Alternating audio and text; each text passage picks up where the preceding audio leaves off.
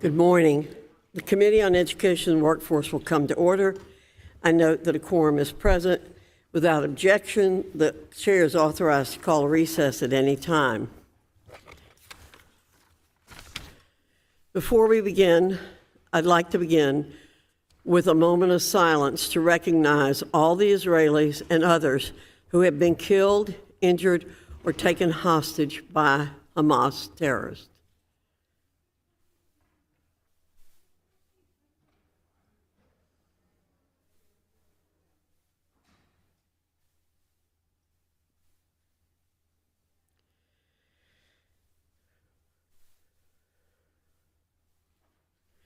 Thank you.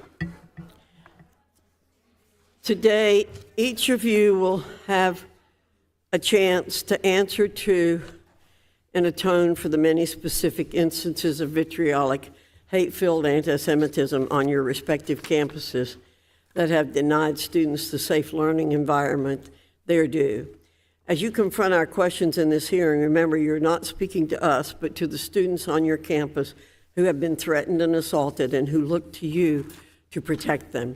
Several of those students are with us in this room, including Jonathan Frieden, who's the president of Alliance for Israel and a Harvard Law student. Eyal Yacobi, who's a student at UPenn. Talia Khan, who is the president of MIT Israel Alliance and an MIT graduate student. Bella Ingber, who is co-president of NYU Students Supporting Israel and a junior at New York University. Israel Ingber, who is expected to start at the University of Chicago in the fall after taking a gap year to study in Israel after being sent home right before the atrocities of October 7th. Maya Kufer, who is a freshman at UPenn, and Liam Kriez, who is an American-Israeli sophomore at UPenn. We have a short video that we'll play now that shows what these students are facing.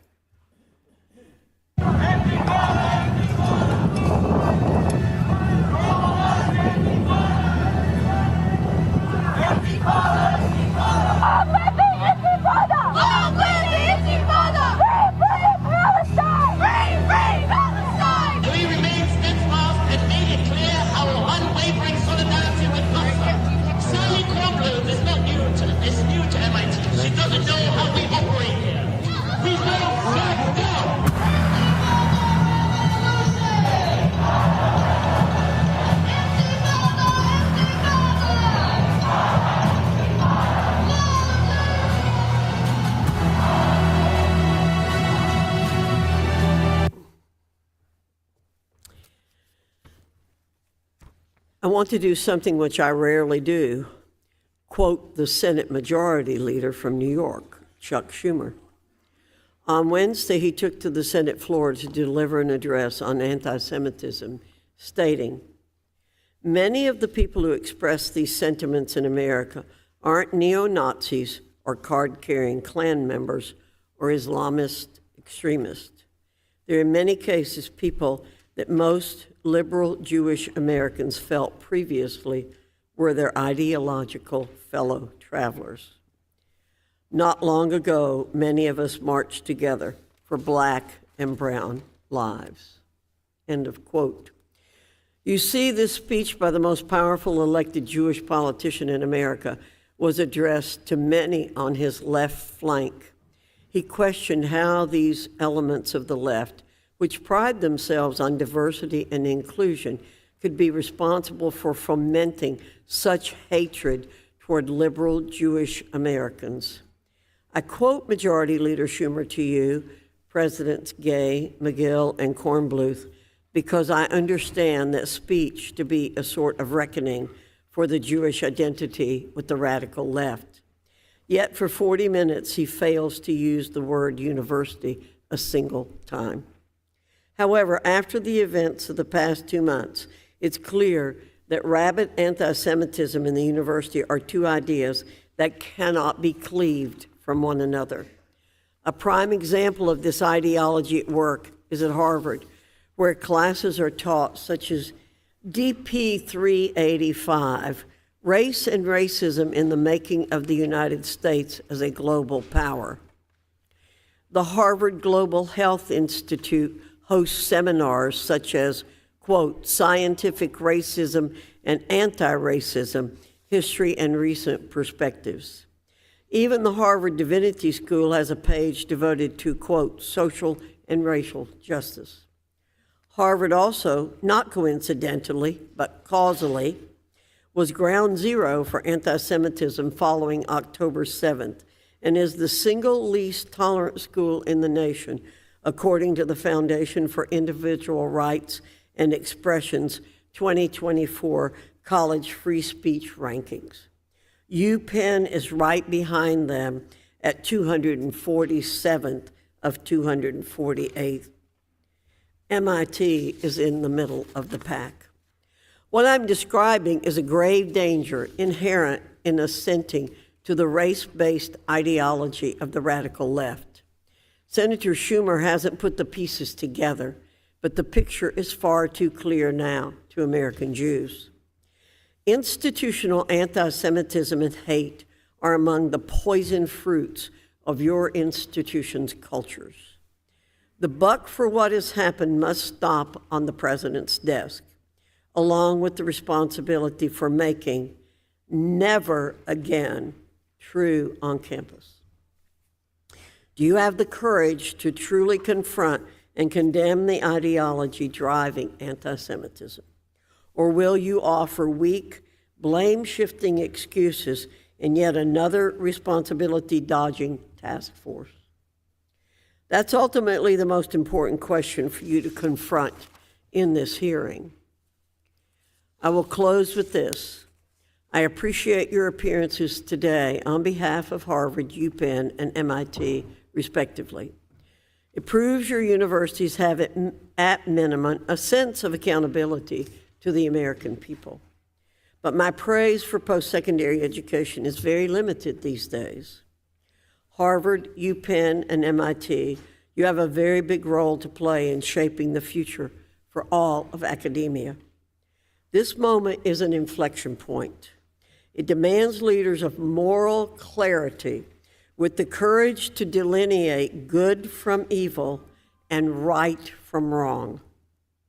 With that, I look forward to each of your testimonies. I yield to the ranking member for an opening statement. Thank you, Dr. Fox, and thank our witnesses for appearing today. Historically, college campuses have been hubs for students and faculty to foster intellectual thought and expression. Regrettably, following Hamas's October 7th attack on innocent civilians in Israel and the ongoing conflict in Gaza, college campuses have become polarized, and we've been witnessing a disturbing rise in the incidence of anti-Semitism and Islamophobia.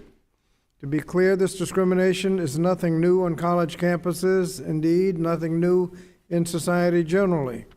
Any student of history knows that it did not start with the October 7th attacks or any one new event, and it didn't start with diversity, equity, and inclusion initiatives.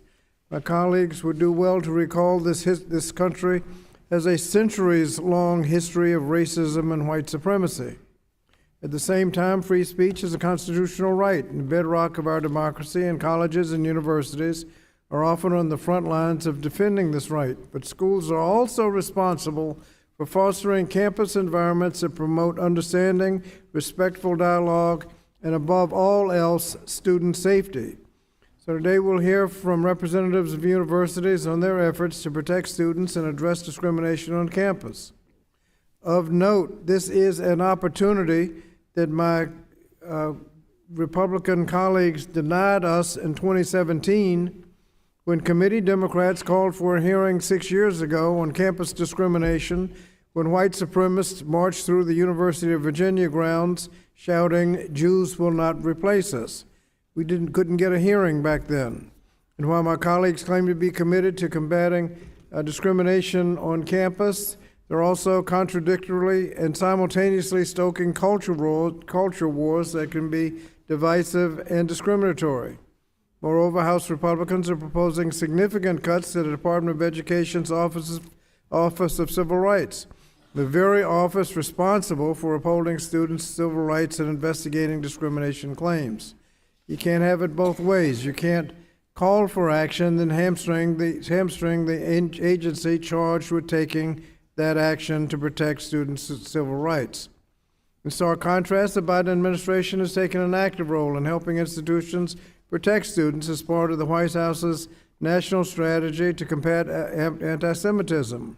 Under President Biden's direction, the Department of Education has provided additional guidance to colleges and universities on how to uphold their obligation under Title VI of the Civil Rights Act of 1964 and better address anti-Semitism, Islamophobia, and all forms of discrimination on campus. We've also opened investigations into recent incidences on many campuses, including Harvard, Columbia, Cornell, Wesley, University of Pennsylvania, University of Tampa, just to name a few. In closing, I want to echo my colleague, and I'll quote Senator Schumer again: all Americans share a responsibility and an obligation to fight back whenever we see the rise of prejudice of any type in our midst. So today I hope my Republican colleagues will denounce the culture wars that have distracted us from protecting many vulnerable students, and I hope we can stand behind the Biden administration's critical work to ensure that every student and educator has access to a campus free of discrimination, harassment, and violence. To that end, I yield back. Thank you, Mr. Scott. Pursuant to Rule 8C, all members who wish to insert written statements into the record may do so by submitting them to the committee clerk electronically in Microsoft Word format by 5 p.m., 14 days after the date of this hearing, which is December 19, 2023. And without objection, the hearing record will remain open for 14 days to allow such statements and other extraneous material referenced during the hearing to be submitted for the official hearing record. I now turn to the introduction of our witnesses. Our first witness is Dr. Claudine Gay, who is the president of Harvard University in Cambridge, Massachusetts. Our second witness is Ms. Liz McGill, who's the president of the University of Pennsylvania in Philadelphia, Pennsylvania. Our next witness is Dr. Pamela Nadell, who is a professor of history and Jewish studies at American University in Washington, D.C. And our final witness is Dr. Sally Kornbluth, who's president of the Massachusetts Institute of Technology in Cambridge, Massachusetts. Note, Dr. Kornbluth will monitor her diabetes during the hearing. We thank you all for being here today and look forward to your testimony. I'd like to remind the witnesses that we have read your written statements, which will appear in full in the hearing record. Pursuant to Committee Rule 8D and committee practice, I ask that each of you limit your oral presentations to a 5-minute summary of your written statement. I also like to remind the witnesses to be aware of their responsibility to provide accurate information to the committee. If we have a demonstration that gets unruly, we will ask the campus police to take people out immediately. I now recognize Dr. Gay for 5 minutes.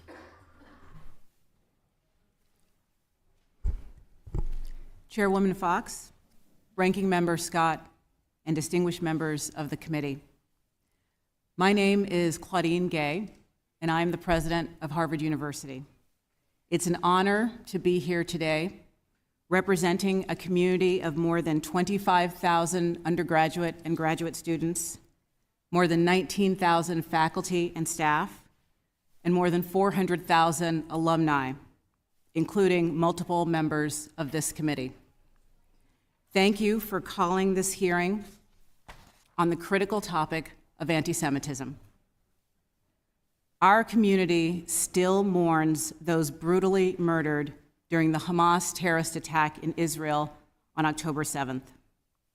Words fail in the face of such depravity, the deadliest single day for the Jewish community since the horrors of the Holocaust.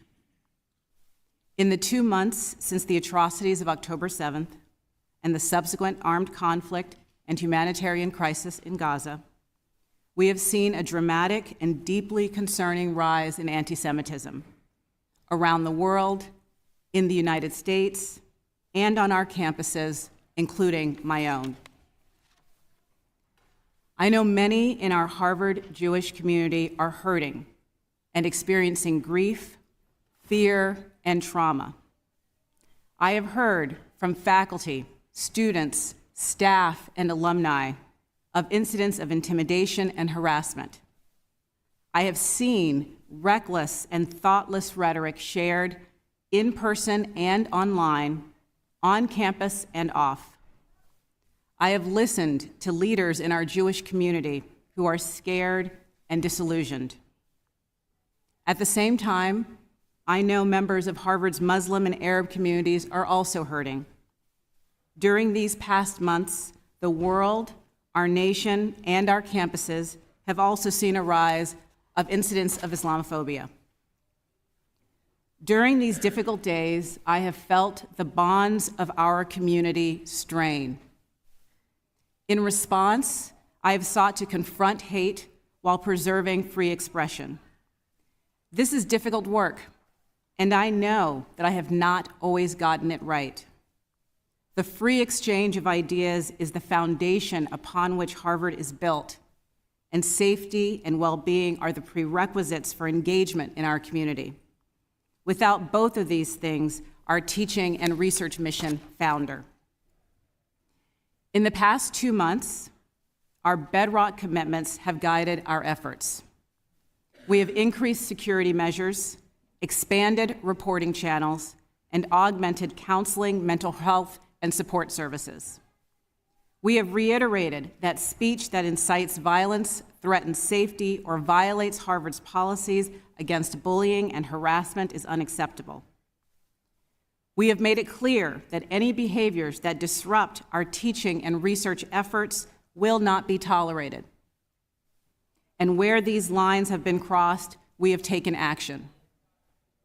We have drawn on our academic expertise to create learning opportunities for our campus community.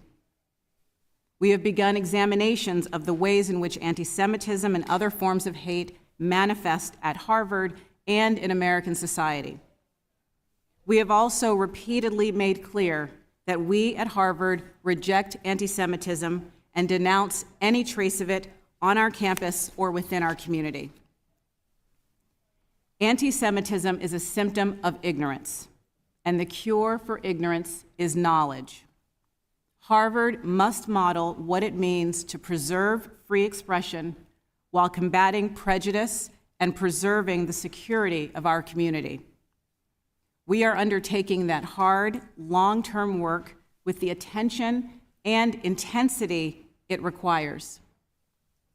Once again, I thank the committee for the opportunity to discuss this important work. I have faith today that through thoughtful, focused, and determined effort, we will once again meet adversity and grow. Thank you. Thank you, Dr. Gay. Ms. McGill, you're recognized for 5 minutes.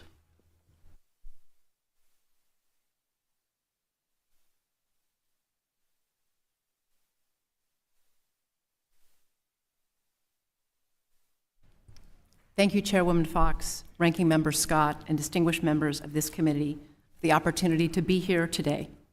My name is Elizabeth McGill, and I am the president of the University of Pennsylvania.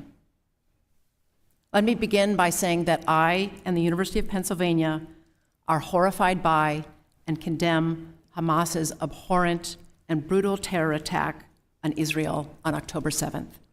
There is no justification, none, for those heinous attacks. The loss of life and suffering that are occurring in Israel and Gaza during the ensuing war are heartbreaking.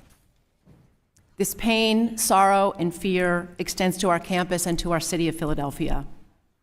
This hearing this morning takes place just 2 days after the Philadelphia community witnessed in horror the hateful words and actions of protesters who marched through the city and then near our campus. These protesters directly targeted a Center City business that is Jewish and Israeli-owned, a troubling and shameful act of anti-Semitism. Philadelphia police and Penn Public Safety were present and thankfully no one was injured, but these events have understandably left many in our community upset and afraid. Anti-Semitism, an old, viral, and pernicious evil, has been steadily rising in our society, and these world events have dramatically accelerated that surge. Few places have proven immune, including Philadelphia and campuses like ours. This is unacceptable. We are combating this hate on our campus with both immediate and comprehensive action. I have condemned anti-Semitism publicly, regularly, and in the strongest possible terms. And today, let me reiterate my and Penn's unyielding commitment to combating it.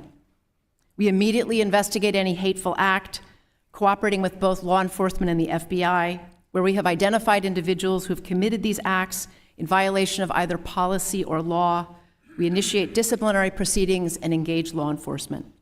We have acted decisively to ensure safety throughout and near our campus, expanding the presence of public safety officers at our religious life centers and all across campus. On November 1st, just over a month ago, I announced Penn's action plan to combat anti-Semitism. This builds on our anti-hate efforts to date, and it is anchored firmly in the United States national strategy to counter anti-Semitism. The plan centers on 3 key areas and has many elements. Those areas are safety and security, engagement, and education. As part of this plan, I have convened and charged a task force to identify concrete, actionable recommendations, directing them to provide me with their recommendations both in real time and then a final report in a couple of months. To ensure that our Jewish students have a direct channel to share their experiences with me, I've created a student advisory group on the student experience. Today's hearing is focused on anti-Semitism and its direct impact on the Jewish community. But history teaches us that where anti-Semitism goes unchecked, other forms of hate spread and ultimately can threaten democracy. We are seeing a rise in our society in harassment, intimidation, and threats toward individuals based on their identity as Muslim, Palestinian, or Arab.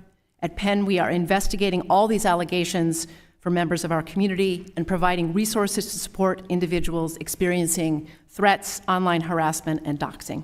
We will continue to deploy all the necessary resources to support any member of the community experiencing hate. As president, I am committed to a safe, secure, and supportive educational environment so that our academic mission can thrive. It is crucial that ideas are exchanged and diverse viewpoints are debated. As a student of constitutional democracy, I know that we need both safety and free expression for universities and ultimately democracy to thrive. In these times, these competing principles can be difficult to balance, but I am determined to get it right. And we must get this right. The stakes are too high. Penn would not be what it is without its strong Jewish community, past, present, and future. I am proud of this tradition and deeply troubled when members of our Jewish community share that their sense of belonging has been shaken.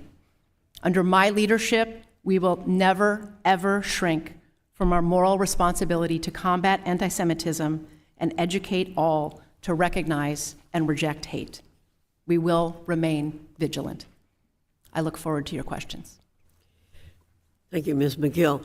Dr. Nadel, you're recognized for 5 minutes.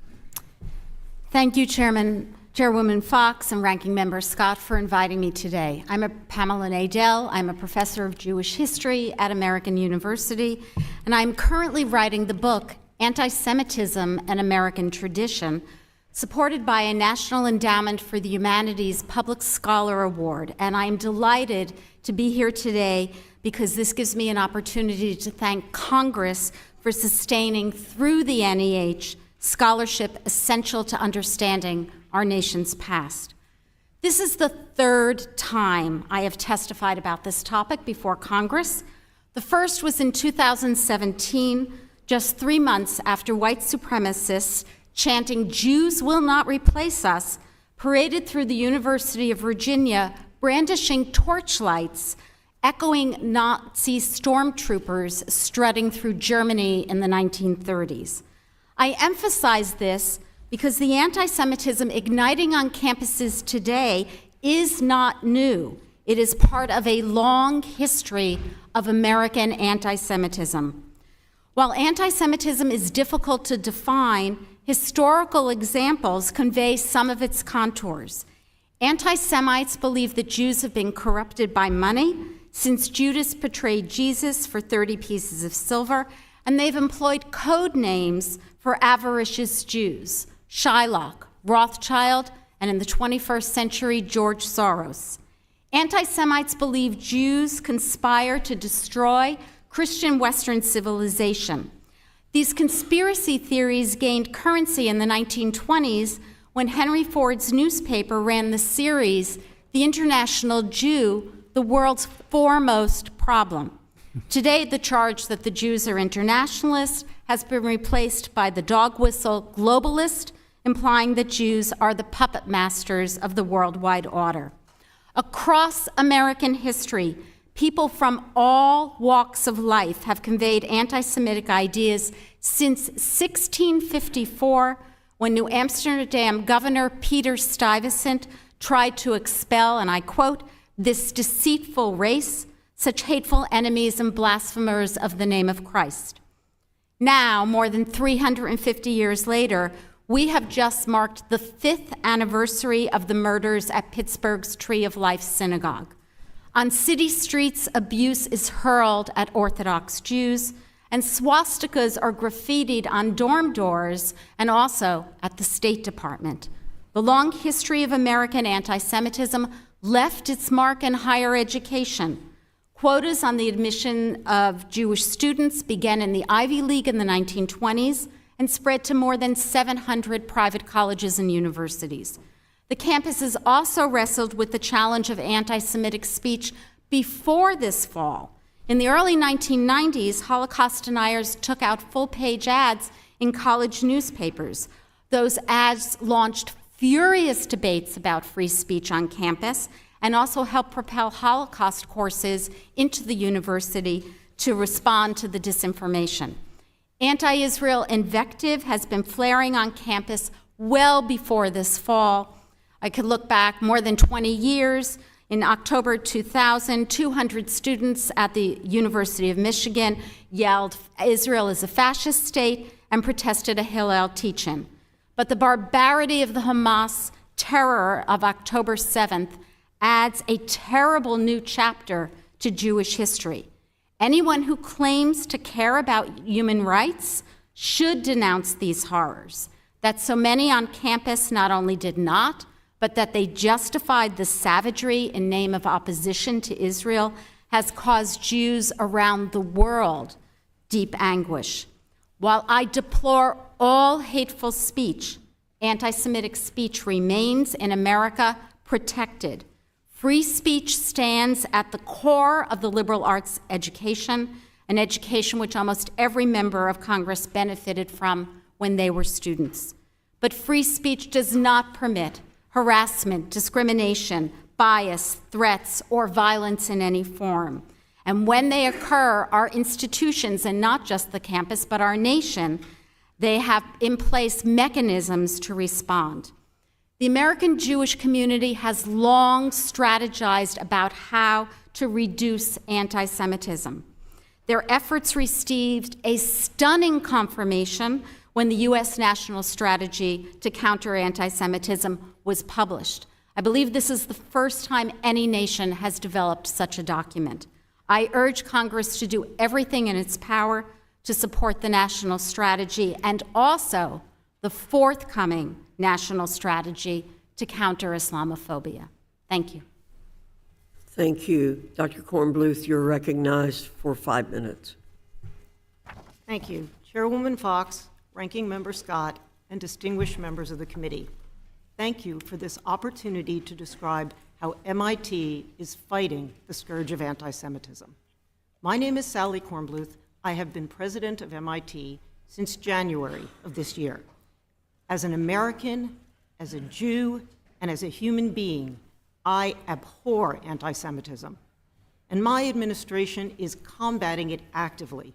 Since October 7th, my campus communications have been crystal clear about the dangers of anti-Semitism and about the atrocity of the Hamas terror attack. Let me repeat what I said in my very first message to campus. In that video, I said, quote, "The brutality perpetrated on innocent civilians in Israel by terrorists from Hamas is horrifying. In my opinion, such a deliberate attack on civilians can never be justified," unquote. I also made clear that students were feeling unsafe because of their Jewish faith or their ties to Israel, and said, quote, "That should trouble every one of us deeply," unquote. I have reinforced this message, including in a November 14th campus video. As I said then, quote, "Anti-Semitism is real, and it is rising in the world. We cannot let it poison our community," unquote. I have been direct and unequivocal, and such leadership statements are important, but they must be paired with action. And this is just what we are doing at MIT. Months before October 7th, MIT joined the International Hillel Campus Climate Initiative, which helps universities build awareness of and actions against anti-Semitism. We have launched an MIT-wide effort called Standing Together Against Hate. It will emphasize both education and community building, especially in our residence halls. In addition to fighting anti-Semitism, it will address Islamophobia, also on the rise and also underreported. MIT will take on both, not lumped together, but with equal energy and in parallel. Importantly, as is clearly visible on campus, we have increased the police presence. Safety has been our primary concern. Nonetheless, I know some Israeli and Jewish students feel unsafe on campus. As they bear the horror of the Hamas attacks and the history of anti-Semitism, these students have been pained by chants and recent demonstrations. I strongly believe that there is a difference between what we can say to each other, that is what we have a right to say, and what we should say as members of one community. Yet as president of MIT, in addition to my duties to keep the campus safe and to maintain the functioning of this national asset, I must at the same time ensure that we protect speech and viewpoint diversity for everyone. This is in keeping with the Institute's principles on free expression. Meeting those three goals is challenging, and the results can be terribly uncomfortable, but it is essential to how we operate in the United States. Those who want us to shut down protest language are, in effect, arguing for a speech code. But in practice, speech codes do not work. Problematic speech needs to be countered with other speech and with education, and we are doing that. However, the right to free speech does not extend to harassment, discrimination, or incitement to violence in our community. MIT policies are clear on this. To keep the campus functioning, we also have policies to regulate the time, manner, and place of demonstrations. Reports of student conduct that may violate our policies are handled through our faculty-led Committee on Discipline. Our campus actions to date have protected student safety, minimized disruptions to campus activities, and protected the right to free expression. We are intensifying our central efforts to combat anti-Semitism, the vital subject of this hearing. I note that I am also deeply concerned about the rise in prejudice against Arabs, Muslims, and Palestinians, nationally and in our community. And we are determined to combat that as well. We are also supporting faculty, staff, and student initiatives to counter hate. And thanks to an inspiring group of faculty members, we are seeing more discussion among students with conflicting views.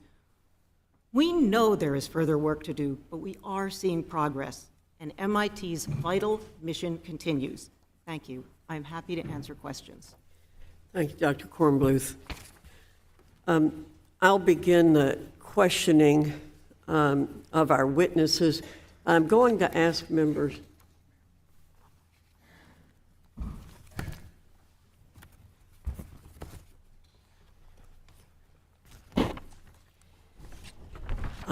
Before I ask my questions, let me do some housekeeping.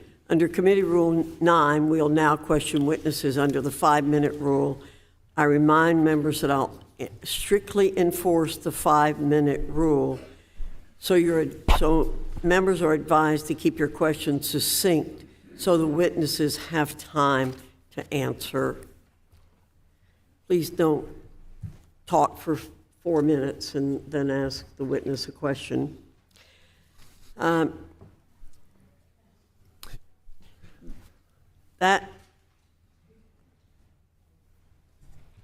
We've heard from many students that they do not feel safe. You've talked about that in your statements. But the anti-Semitism we've seen on your campuses didn't come out of nowhere. There are cultures at your institutions that foster it because you have faculty and students who hate Jews, hate Israel, and are comfortable apologizing for terror. How did your campuses get this way? What is it about the way that you hire faculty and approve curriculum that's allowing your campuses to be infected by this intellectual and moral rot? President Gay, I'm going to ask you to give me a brief answer. I also would invite you to follow up with more in writing, and we will follow up with you. So I will go down the line, President Gay, then President McGill, and President Kornbluth. Thank you, Chairwoman Fox. Again, anti-Semitism has no place at Harvard. When we recruit faculty, we do so with the understanding that they are joining a community where we honor, celebrate, and nurture open discourse, both on the campus and in the classroom. And to be a successful teacher and educator at Harvard requires the ability to draw out all of the viewpoints and voices in your classroom, irrespective of one's political views. And we devote significant resources to training our faculty in that pedagogical skill and to Thank you. prioritizing that in our recruiting and hiring. Thank you. Ms. McGill. Thank you for the opportunity to address the question. I'm troubled by what you're reporting about the culture of the institutions that we're leading, very contrary to the values that I hold as a leader of University of Pennsylvania, as well as the institution, where any form of hate is very contrary to our values. I would venture and answer Chairwoman Fox that anti-Semitism has a role in the broader society, and that's what we're seeing happening in the society and on our campuses. And I'm committed to combating it in immediate term and the long term. Thank you. Dr. Kornbluth. Yes, so MIT is a majority STEM education and research institution, and we are devoted to solving the problems that face society. Our faculty are hired for their brilliance. Now, we allow them to say what they'd like in the classroom in the name of free expression, but we are committed to having them know that that our campus must be a welcoming and inclusive environment. And although they may say what they like in the classroom academically, targeting any individual student, harassing or discriminating is strictly forbidden in our classrooms and on campus. Thank you. We will be following up with asking for specific plans for disciplining student and faculty who assault or harass students or prevent them from accessing undisrupted classes or campus spaces. We'll be asking for your plan for preventing this rot from perpetuating, how you're going to hire and assess instructors, how will you change how you govern students, and what are the practical steps you will plan to take. I want to ask you one more question. As I've said, and Ms. McGill, I appreciate the fact that you feel concerned about my feeling about the fundamental culture on the campuses that's foundational to this issue, denial of the right of Israel to exist. So I want to ask each one of you, President Gay, do you believe that Israel has a right to exist as a Jewish nation? I agree that the state of Israel has the right to exist. Ms. McGill, same question. I agree, Chairwoman Fox. The State of Israel has the right to exist. Dr. Kornbluth. Absolutely. Israel has the right to exist. I want to thank our witnesses again for being here and to say we will follow up and to tell you that while we've talked about a larger culture out there, it's the universities who should be examples of what this nation is all about. I yield back and I recognize the distinguished ranking member who is wanting me to recognize Mr. Courtney.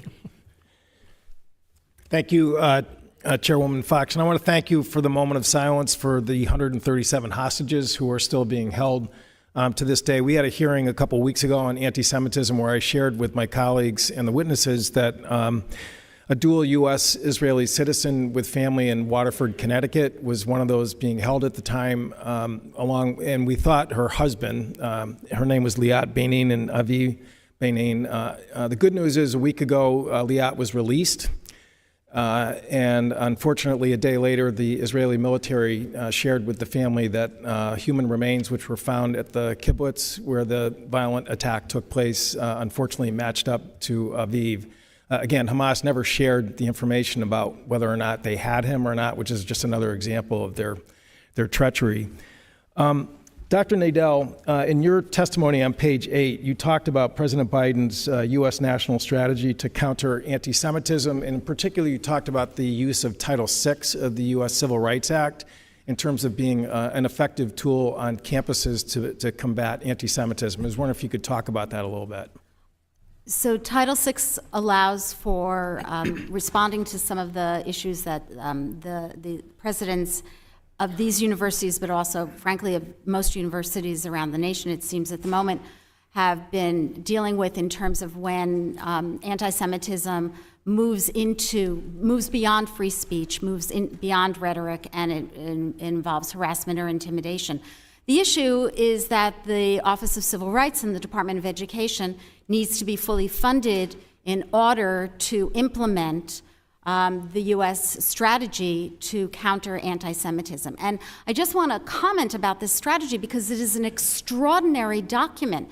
It has actions for the White House to carry out, or that division, but it has issues for Congress to carry out, which I have a sense Congress has not been carrying out, and it also has major charges to whole of society to respond to anti-Semitism, some of which we are hearing is already happening on the campuses. The problem is they don't make headlines because they're not a bunch of protesters.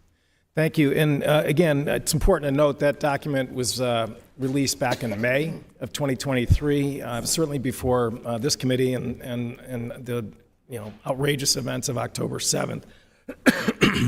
And the ranking member mentioned in his opening remarks that at the same time we're holding this hearing, we're also now still trying to get a budget passed for fiscal year 2024. The majority in the House reported out their budget, which, as he mentioned, carried a cut for the Office of Civil Rights. To be more specific, it's a 25% cut, $35 million out of their rather small budget, $72 million lower than what the president had asked for. We had a witness here again 2 weeks ago from who worked for almost 20 plus years at ADL, the Anti-Defamation League. They've been around for 110 years fighting anti-Semitism in this country. And again, she talked about the fact that that type of cut is just going to cripple the ability of the anti-Semitism police, if you want to sort of look at it that way, in terms of trying to stop this type of activity on campuses. And again, I was just wondering if you had sort of what your view is of a cut in terms of the impact of the Office of Civil Rights to do its job. I think the cut is absolutely devastating. And what I would also remind everyone is that the Office of Civil Rights in the Department of Education does not only focus on anti-Semitism. It focuses on all forms of hate.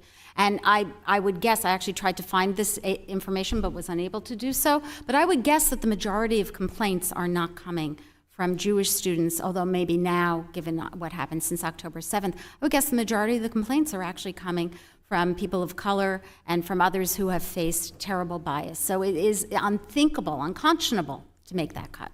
Now, and talk is cheap. I mean, I've been around here a while. Budgets are what really, I think, show the true willingness to act in situations like this. And I'd just like to close by mentioning that in Connecticut, a young transfer student, international student from the West Bank, Tahsin Ali Hamad, a sophomore at Trinity College, who's a math major who was up visiting friends in Burlington, Vermont. They were walking from going bowling, and this coward came out of his house with a firearm and at point-blank range shot all three students who were they were going to a relative's house at the time. And it shows, again, that the civil rights effort of the Department of Justice, which also is being subjected to a potential cut, needs to get full funding in the Office of Civil Rights. And with that, I would yield back. Thank you, Mr. Courtney. I now recognize Congressman Wilson from South Carolina for 5 minutes. Thank you. Thank you, Chairwoman Virginia Foxx. And Chairwoman Virginia Foxx, I believe, appropriately began this hearing about how serious this is, that the Iran puppets of Hamas have victimized the world, including here in the United States. And it's shocking, as we include people who have been affected, it should be Paul Kessler of California, who was murdered by a professor supporting Hamas as he was demonstrating peacefully on behalf of the people of Israel. And so we have victims right in our country of murder in California. With that in mind, and I say this respectfully to each of the university professors here today, without any explanation, I would like the answer, and it should be a percentage of conservatives, and that is you each rightfully promote diversity and inclusion of race and gender with percentages available. That is available at your universities. What is the percentage of conservative professors at your institutions? I only want to know the percent of conservatives. What is the number, Dr. President Gay? Thank you, Congressman. So I can't provide you that statistic because it's not data that we collect, but I will say that we try to draw our talent to Harvard from... And hey, we've got to race ahead, please. I want more. I just want to know, what is the percentage of conservative professors at Harvard? I do not have that statistic. We don't collect that data. That concerns me. And President McGill, what are the percentage of conservative professors allowed to teach at your institution? Representative, I strongly believe in a wide variety of perspectives. We do not track that information, so I can't give that to you. Okay, no, none. I got the message. And President Kornbluth, what is the percentage of conservative professors at MIT? We do not document people's political views, but conservatives are welcome to teach on our campus. And I think this is so sadly and shamefully revealing that there's no diversity and inclusion of intellectual thought. And the result of that is anti-Semitism. And you can study with government money all you want to, Doctor, but it's due to illiberalism that has taken over the country. And you might look into that when you get your next government grant. With that in mind, the barbaric mass murder on October 7th by Iran puppets Hamas invading Israel, trained by war criminal Putin, has shockingly revealed that many college campuses are sickeningly anti-Semitic. This is defending the maniacal Hamas agenda. The Hamas agenda is in their covenant of August 1988. I hope you read it, because it says in Article 7, you don't have to read the whole thing, kill the Jews. What that means is death to Israel, death to America. And to have that presented is disgusting. Sadly, college campuses have descended from coveted citadels intellectual freedom to illiberal sewers of intolerance and bigotry. Diversity and inclusion are a George Orwell 1984 implementation, as we see, excluding conservative thought. The solution for closed-minded intolerance on campuses is obvious: to liberate academia from denial of free speech, respecting the First Amendment. There should be diversity and inclusion of more conservative academics overcoming today's blatant discrimination. With that in mind, Dr. McGill, I've received questions from really wonderful students at the University of Pennsylvania who are in a state of shock about the state of the university. and you say the university has introduced a plan to combat anti-Semitism. Yet we hear of more incitement and intimidation of Jewish students at Penn. Do you understand that having policies means nothing if you don't implement them? And how many students or faculty have been removed or disciplined under your policies? What is the average time for action on student conduct or other policies? Conclude, you can get this back to me later. What are you enforcing? At a pro-Hamas Penn protest, President Huda Fakhrudin and faculty member Ahmad al-Mallah were seen enthusiastically clapping in support of the speaker as he shouted, "Go back to Moscow, Brooklyn, blanking Berlin, where you came from," end of quote. Has any action been taken to address Professor Fakhrudin and Professor Ahmad al-Mallah's support of this insightful and intimidating speech? How are Jewish students in Fakhrudin's classes supposed to receive fair treatment when she endorses hatred?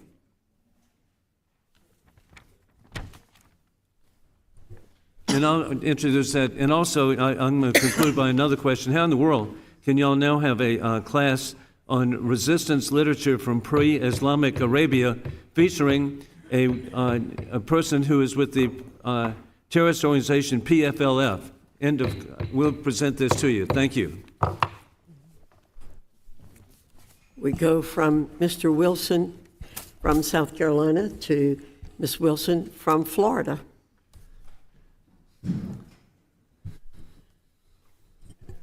Thank you. Thank you, Chairman Fox and Ranking Member Scott. And thank you to the witnesses for your testimonies today. As the witnesses have shared, anti-Semitism anywhere is abhorrent and unacceptable and must be condemned. I'm privileged to represent a strong, united Jewish community in South Florida. My next-door neighbor is a rabbi. My Jewish constituents have experienced everything from bomb threats on Jewish centers, schools, to harassment of Jewish community members. I stand with them. We talk often, we commiserate, and we pray. We must take a stand against all forms of hate, whether that be anti-Semitism, Islamophobia, racism, xenophobia, and terrorism. This must stop. In Congress for 7 years, I led the fight against Boko Haram, a terrorist group that kidnapped over 300 schoolgirls in Nigeria, gang rapes, beheadings, killing whole families. So I am particularly sensitive to this issue of terrorists and what they do. But disagreements about the conflict in the Middle East should never escalate to threats of violence against any community. We are a civilized society. We must draw a line and condemn hate. Please know that in May, the Biden-Harris administration introduced the U.S. National Strategy to Counter Anti-Semitism, a comprehensive approach addressing anti-Semitism in diverse environments, including college campuses. With that, I have a few questions. Ms. Nadel, based on your knowledge from 2016 to 2020, what has been the United States response to anti-Semitic events? I'm specifically thinking about Charlottesville, Unite the Right, and what the Trump-Pence administration did compared to this administration. Ms. Nadel. The Unite the Right rally at the University of Virginia and in Charlottesville, Virginia in August of 2017 was, for me, and I believe actually for the majority of American Jews, a major turning point. It signaled that the long history of anti-Semitism in the United States, that it was about to burst out again. And for the first time ever that I know of, Jews who were worshiping in their synagogues, in a synagogue on Saturday morning, and they watched some of those Unite the Right ralliers parade past the synagogue armed, and they had to sneak out of the back of the synagogue because they were afraid that violence would break out. So what we are seeing in terms of anti-Semitism in this moment in time is that it's been rising, and rising since 2016. And although President Trump called the people who were the protesters and counter-protesters, said there were very good people on both sides, I disagree. I do not think there were very good people on both sides in Charlottesville in August 2017. Okay, as I reflected, Professor Nadell, on the horrific events in the Middle East and the subsequent fallout on college campuses, I have been in contact with my friend and former congressional colleague, Ted Deutsch, who now heads the American Jewish Committee. The committee is the author of the AJC Action Plan, a toolkit for university administrators. One of the recommendations is that the university administrators recenter the conversation about the Middle East back to a place of fact-based exchange. Could you comment on why this suggestion is important? And I'd like to, Madam Chair, enter this report into the record. Without objection. This action is important because the campuses where faculty who come from Middle East studies and faculty who come from Jewish studies have long been in conversation, not just since October 7th, those are the places where what we do in the university has been manifested in the best way. So I'm thinking, for example, of Dartmouth University, where they held a forum, and they had, in their second forum, 300 people in the room, and they had 5,000 people online. Our universities not only educate our students today, but we can educate the wider public. And so I very much agree. I admire Ted Deutsch, and I admire the American Jewish Committee for what they are trying to do. But this is not a magic bullet. It's not going to be fixed overnight. But we are in the process of working on it and hopefully tamping down anti-Semitism in America once again. Your time is expired. Thank you, and I yield back. Mr. Thompson, you're recognized for 5 minutes. Thank you, Madam Chair, for calling this important hearing. Thanks today to all of our folks that are testifying. As we've all seen in recent weeks, there's been a sharp rise in anti-Semitic words, actions, and attacks online around the world, and unfortunately, right here at home. Nowhere in the United States have these hateful and divisive ideas been more prevalent or found a safer home than on college campuses. It is up to all of us to call out these actions and protect Jewish faculty, students, staff at these institutions. Unfortunately, many of our university leaders have not met this moment and have allowed anti-Semitism to continue to grow and to rear its ugly head. President McGill, does the University of Pennsylvania have in place any policies to ensure that each student who's enrolled at the university receives information on the history of anti-Semitism, how anti-Semitism presents itself, and action students can take to prevent and report anti-Semitic behavior, and why or why not? Thank you for the opportunity to discuss that. We are in the midst of making certain that all anti-bigotry efforts ensure education about anti-Semitism. We committed to that into September, and we're working through that. We've added education. Some parts of our program do, and some parts of our program need to be enhanced. So we're working on that right now, and I assure you that we will make certain that that is included in all of our anti-bigotry efforts, anti-Semitism. That is much appreciated. I wonder if that type of education would have been in place at all of our college campuses before this, whether we would have seen the massive reactions that we have that are just hard to describe and justify in terms of the demonstrations and just the hate. As part of the recent protests on and around campus, there have been dozens of arrests made by university police, including several related terroristic threats. Does the university plan on requiring students, faculty, or staff arrested as part of these protests to receive further education on anti-Semitic behavior? Congressman, is that a question for me? It is. I'm sorry. Please. Well, we're very committed to making sure everyone understands history and anti-Semitism for sure. The description of the arrests, I'd need to learn a little bit more about. Well, the requests that have occurred, obviously, related to protests involving faculty or staff, students.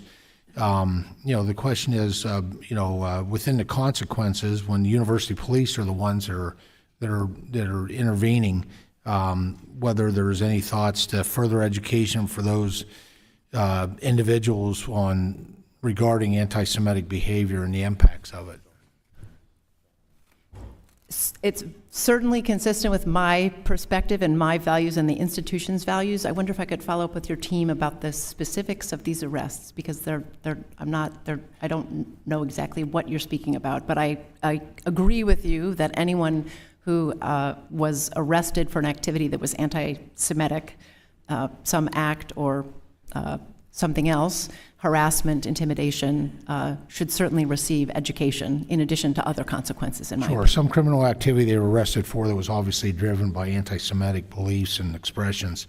Several faculty members at Penn recently provided support for the boycott, divestment, and sanctions, or the BDS movement. The movement requires boycotting Israeli universities and individuals who are complicit in what they consider Israeli government misconduct. Therefore, it is impossible for a faculty member to support BDS and treat Israeli academics fairly. Can you tell this committee unequivocally that no such discrimination has taken place?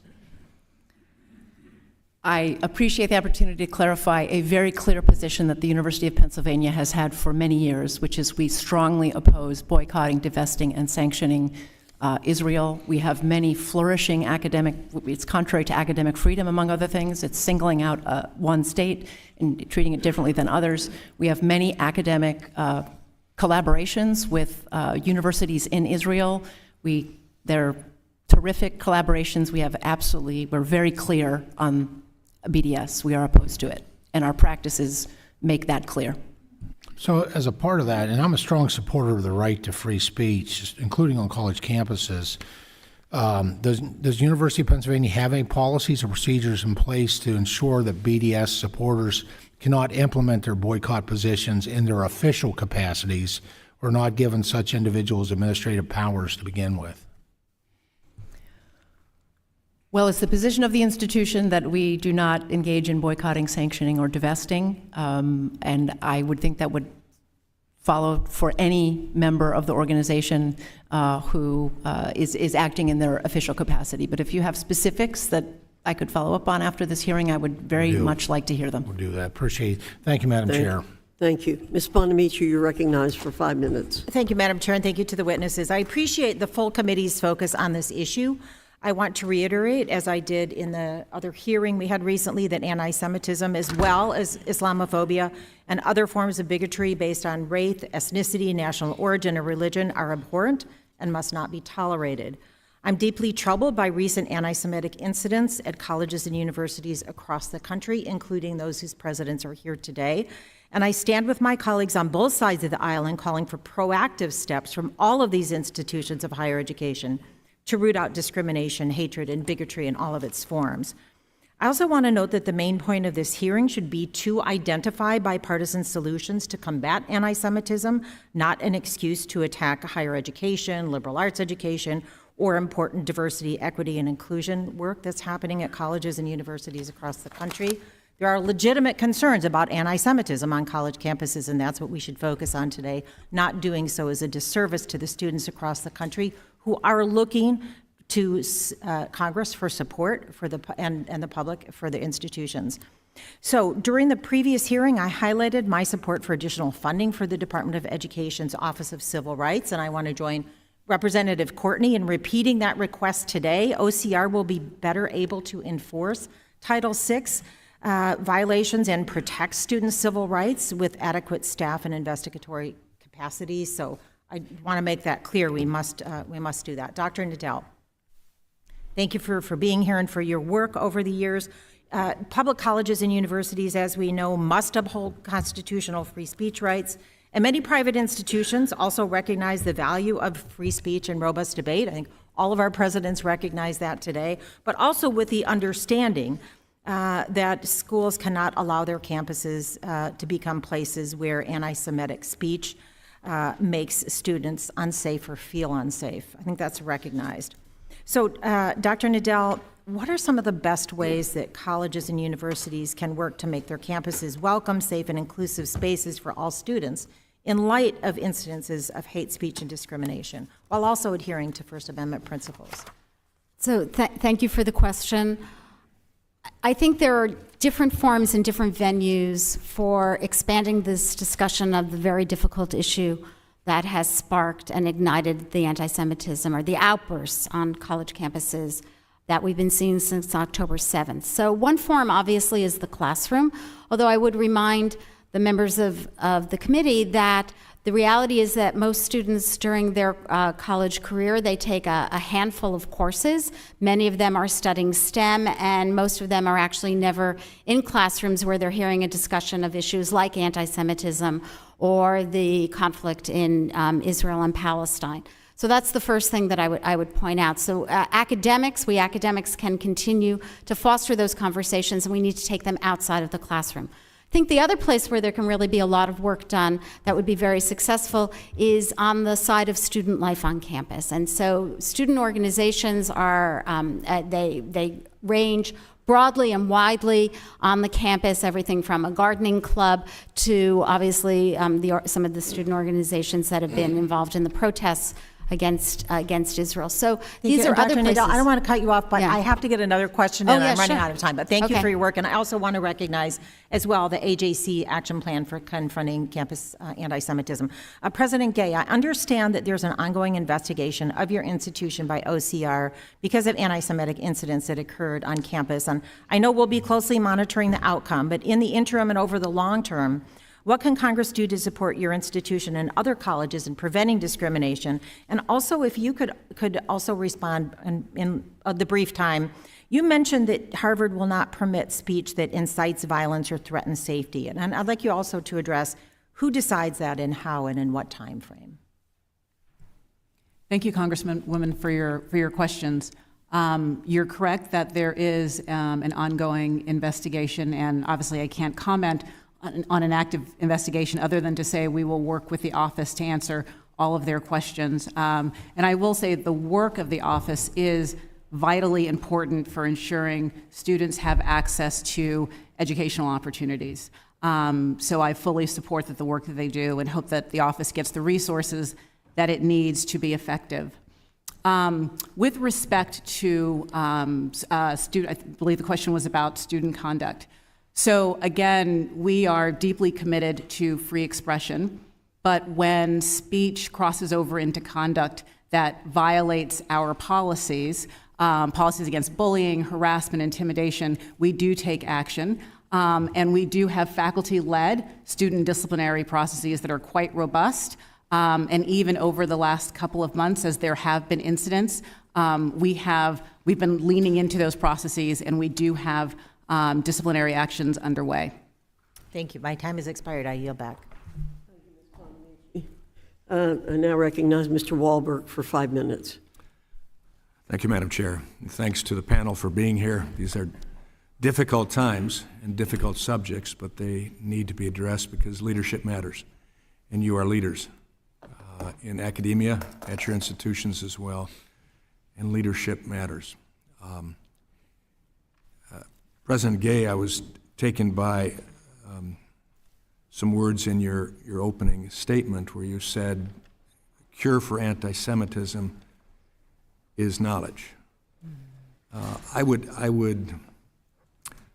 go where angels fear to tread and suggest that it might be better going back to the original motto idea for Harvard, which was Veritas, truth, that the cure for anti-Semitism is not simply knowledge, it's truth. Knowledge puffs up. Knowledge sometimes is based upon falsehoods. I think that's what we're facing right now in the climate on campuses, is that we're missing the fact of truth and allowing, under the guise of free speech, knowledge that isn't true to be exhibited in actions as well. So President Gay, in the weeks since October 7th, and again in your testimony, you have said that Harvard's commitment to free speech extends to views that are objectionable or outrageous. Are you aware that Harvard is ranked dead last on the 2024 Foundation of Individual Rights and Expression scorecard of universities on freedom of speech? Thank you, Congressman, for the question. Respectfully, I disagree with that perspective as represented in the report that you cited. I don't think it's an accurate representation of how Harvard treats speech on campus. We are committed to free expression and to making space for a wide range of views and perspectives on our campus. With all due respect, let me move on a bit. Bedrock. I would expect that you wouldn't agree with that. I understand that. And I would expect that the University of Penn, the same would be true, that you wouldn't agree that you're second to last on that same scorecard. But President Gay, did you know that 70% of Harvard students say that shouting down a speaker is acceptable? That is not okay. I appreciate that.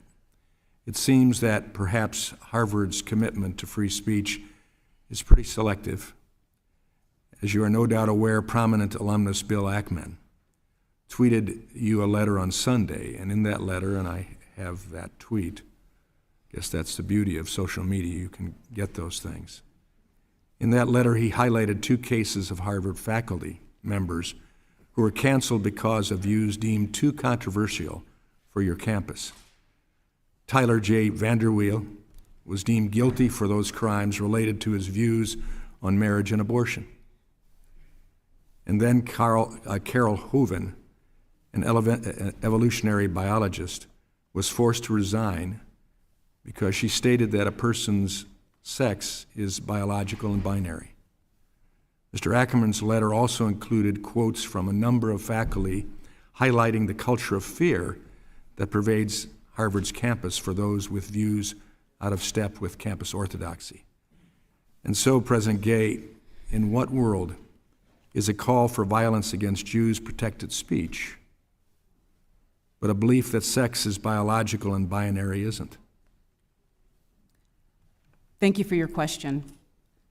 So from the moment that our students arrive on campus, whether it is to begin their Harvard journey as an undergraduate or at one of the professional schools, the message to them is clear, that we are an inclusive community, but one deeply committed to free expression. And that means that we have expectations that that right is exercised mindfully and with empathy towards others. We reinforce that during their time at Harvard by helping them build the skills that allow them to engage in constructive dialogue, even on the most complex and divisive issues. Because what we seek is not simply free expression, but the reasoned dialogue that leads to truth and discovery, and that does the work of moving us all forward. We don't always get it right, and our students don't always get it right. And when they transgress, they're held accountable. Your professors come under that as well, don't they? Your professors come under that as well, don't they? Absolutely. And so for Professor Vanderweel and Hoven, that didn't work for them. The free expression of views, at the very least, views, whether fact or truth, I guess we'll leave that to understanding, but nonetheless, they were removed from their positions. And I think that sends a message in this case with Jewish students, that they're of less importance. I yield back.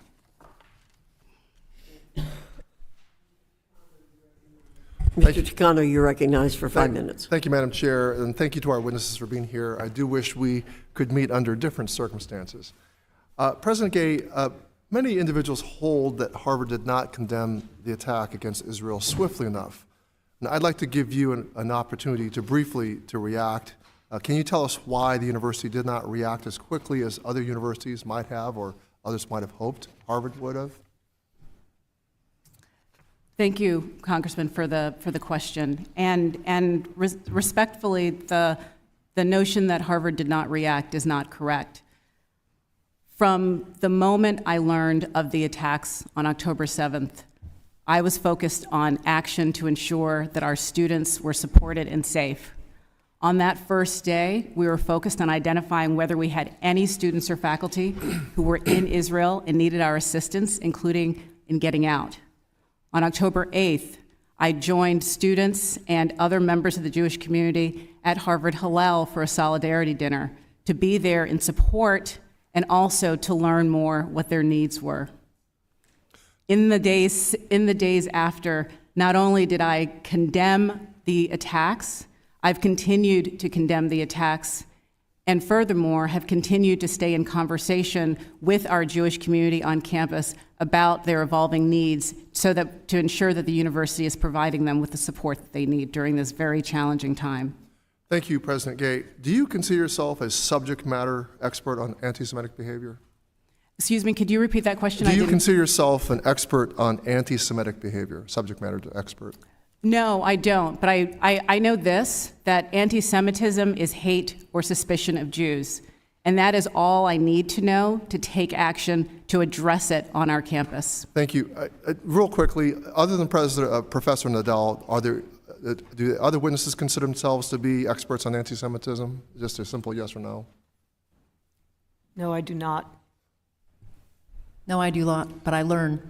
Thank you. Well, my point is that this is the second legislative hearing on this topic in a month, and the majority has failed to bring forth any witnesses who can speak on how to address this issue and how to take concrete steps to combat anti-Semitism. President Gay, it is my understanding that you have communicated to the Harvard community some of the specific steps you are implementing to combat anti-Semitism and continue to foster student and community engagement.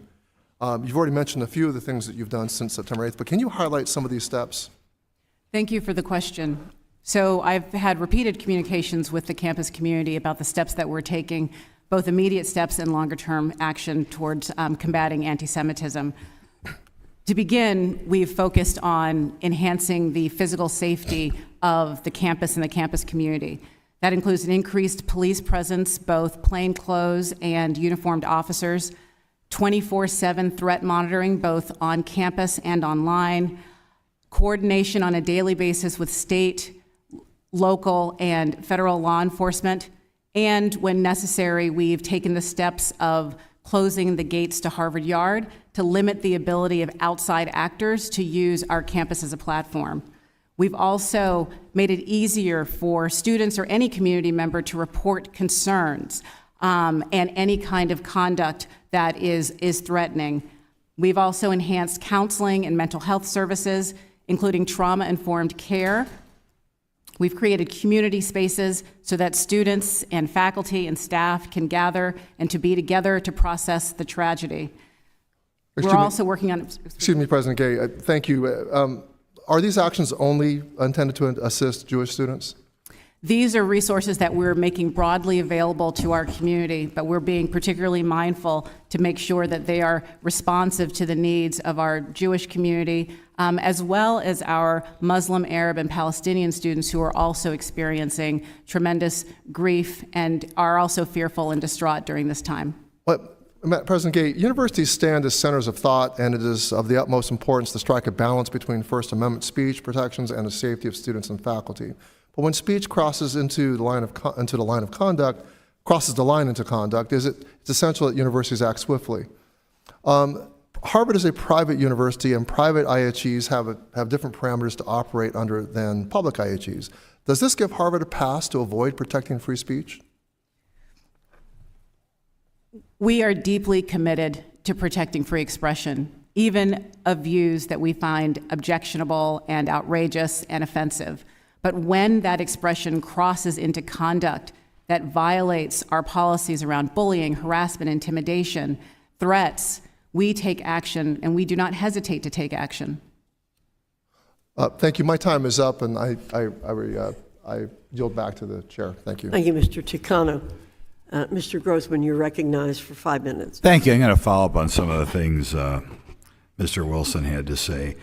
Just playing around here a little bit on the internet, in 2016, they found about 2% of the faculty of Harvard were viewed President Trump, I think, as okay or good. And I think in the 2020 election, the Crimson, your local paper there, found 1% of the students voting for Donald Trump, which given that nationwide is about 50-50, was kind of shocking.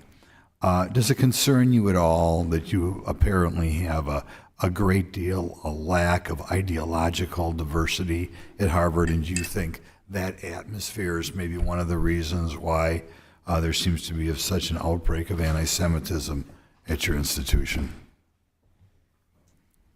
Is that question for me? That's the question for you, yeah. And I'll ask you, what are you going to do about it? Do you think it's a concern? So we strive to have as diverse a faculty as we can, because we want to make sure that we are sampling from the broadest pool of talent available in the world. That's how we ensure academic excellence. From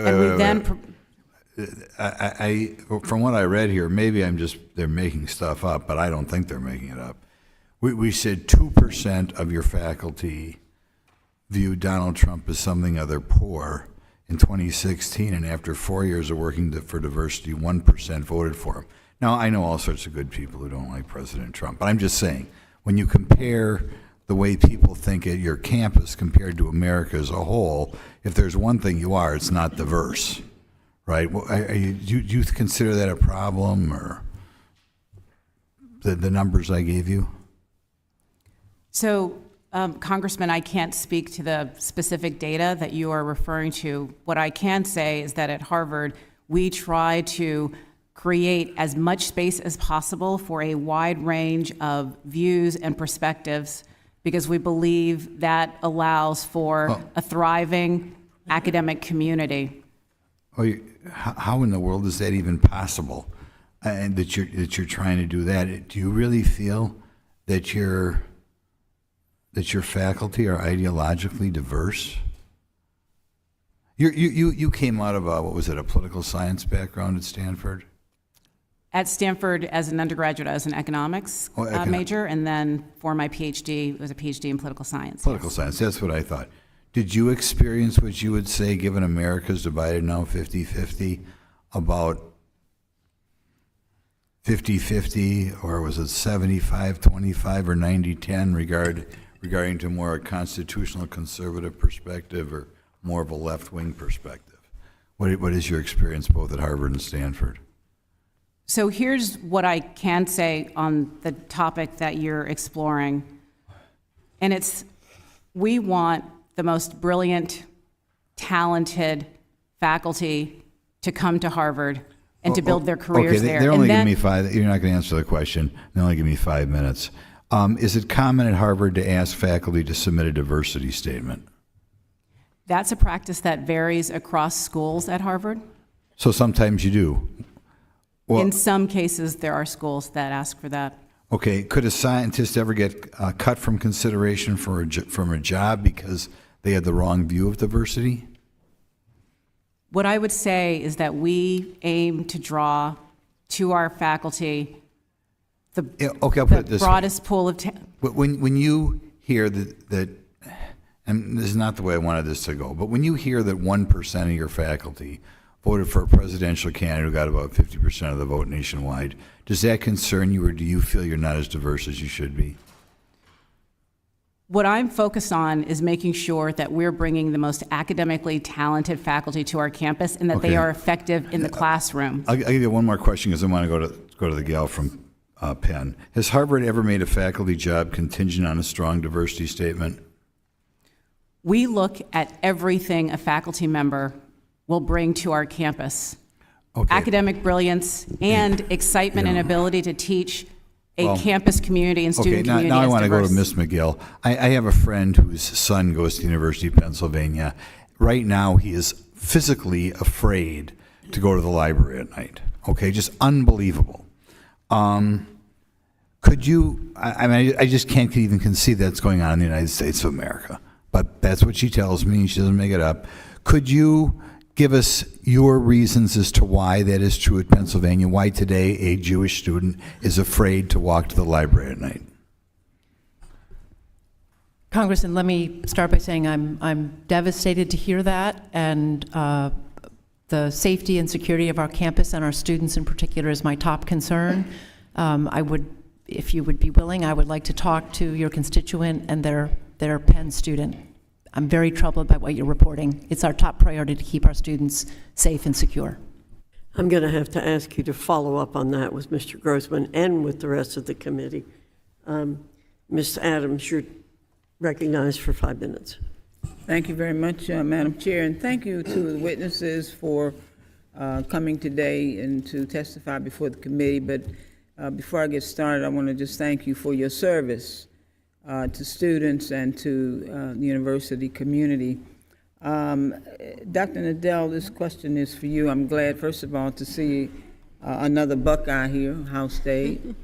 But as a former professor at a small college in North Carolina, Bennett College, for over 40 years I taught there, I am deeply disappointed by the rise of anti-Semitism rhetoric that's happening across the country.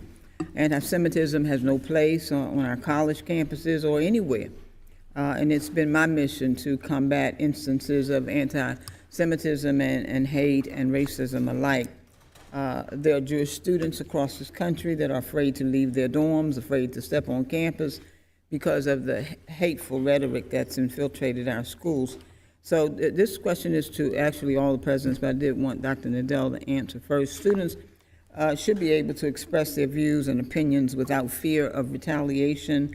How are you balancing the protection of free speech, academic freedom, with the need to also oppose normalizing anti-Semitism attitudes that are radical and dangerous? And if we could just briefly answer that, I want to hear from the presidents on this. Sure. So just briefly, obviously, we need to protect free speech, but we also need to protect the safety of our students on campus. And you use the word normalizing anti-Semitism, and the problem is anti-Semitism has been normalized in the nation, not just on campus. Thank you. Dr. Gay? Thank you. I'd say education is the key here. Making students and frankly the entire campus community more aware of the insidiousness of anti-Semitism so that they're in a position to be able to recognize anti-Semitic tropes when they see them and confront them in the moment. Thank you. I appreciate the question. At Penn, our policies are guided by the U.S. Constitution, so our longstanding open expression guidelines follow the Constitution.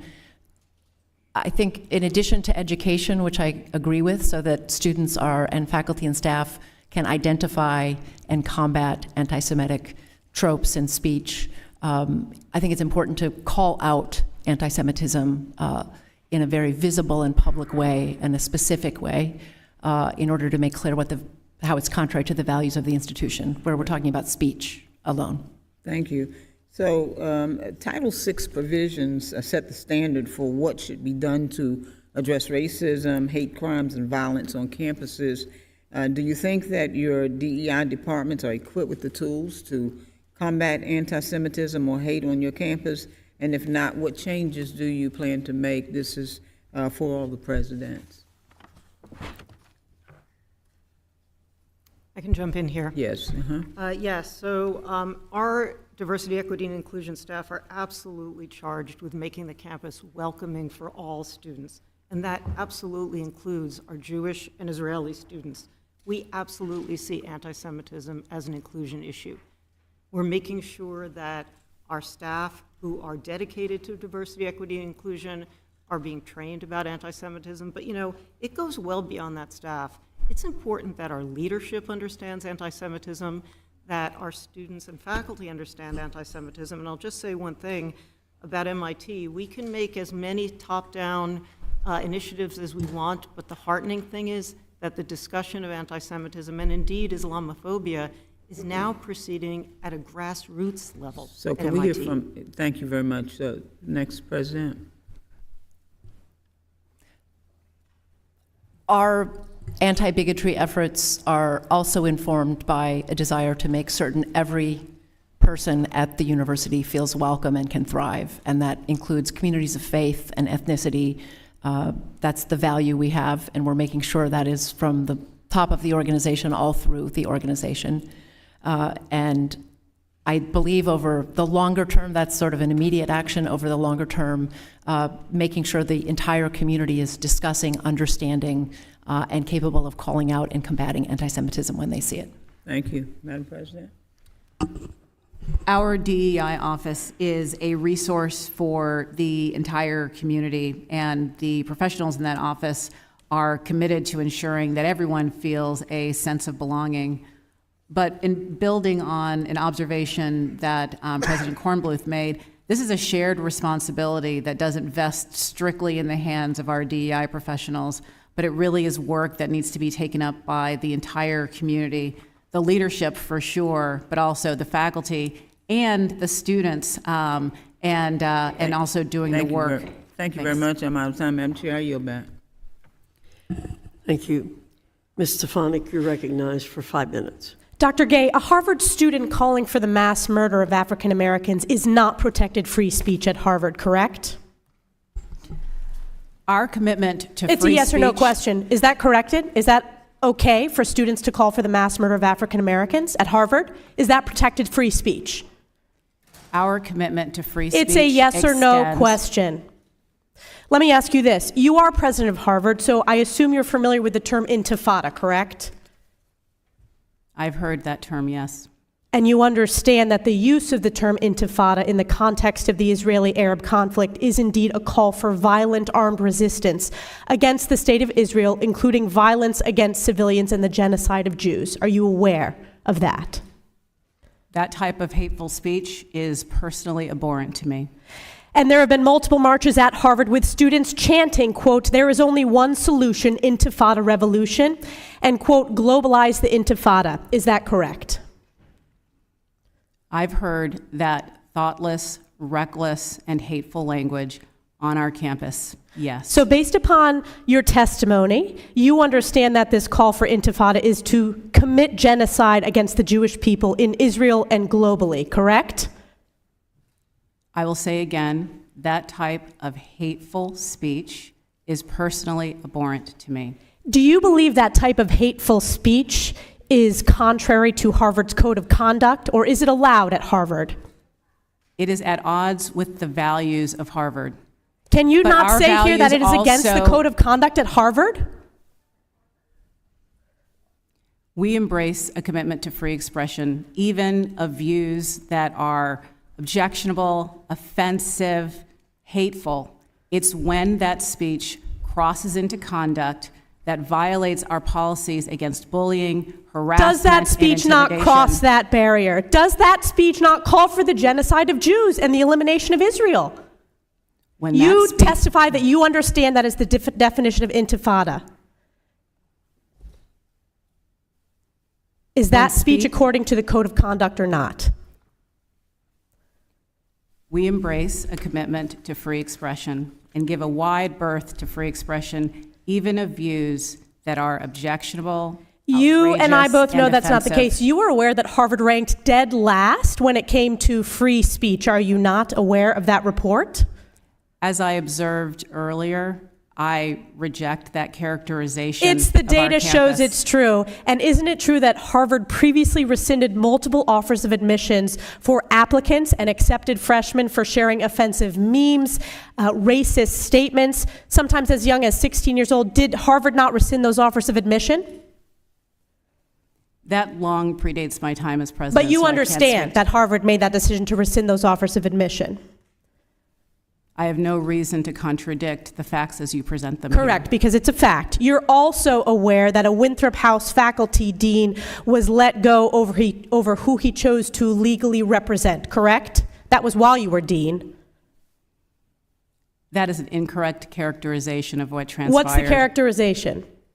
I'm not going to get into details about a personnel matter. Well, let me ask you this. Will admissions offers be rescinded or any disciplinary action be taken against students or applicants who say, "From the river to the sea" or "Intifada," advocating for the murder of Jews? As I've said, that type of hateful, reckless, offensive speech is personally abhorrent to me. Today that When no s- action will be taken. What action will be taken? When speech crosses into conduct that violates our policies, including policies against bullying, harassment, or intimidation, we take action, and we have robust disciplinary processes that allow us to hold individuals accountable. What action has been taken against students who are harassing and calling for the genocide of Jews on Harvard's campus? I can assure you, we have robust What disciplinary actions have been processes taken? I'm not with asking. actions underway. I'm asking what actions have been taken against Given- those students. Given students' rights to privacy and our obligations under FERPA, I will not say more about any specific cases other than to reiterate that processes are ongoing. Do you know what the #1 hate crime in America is?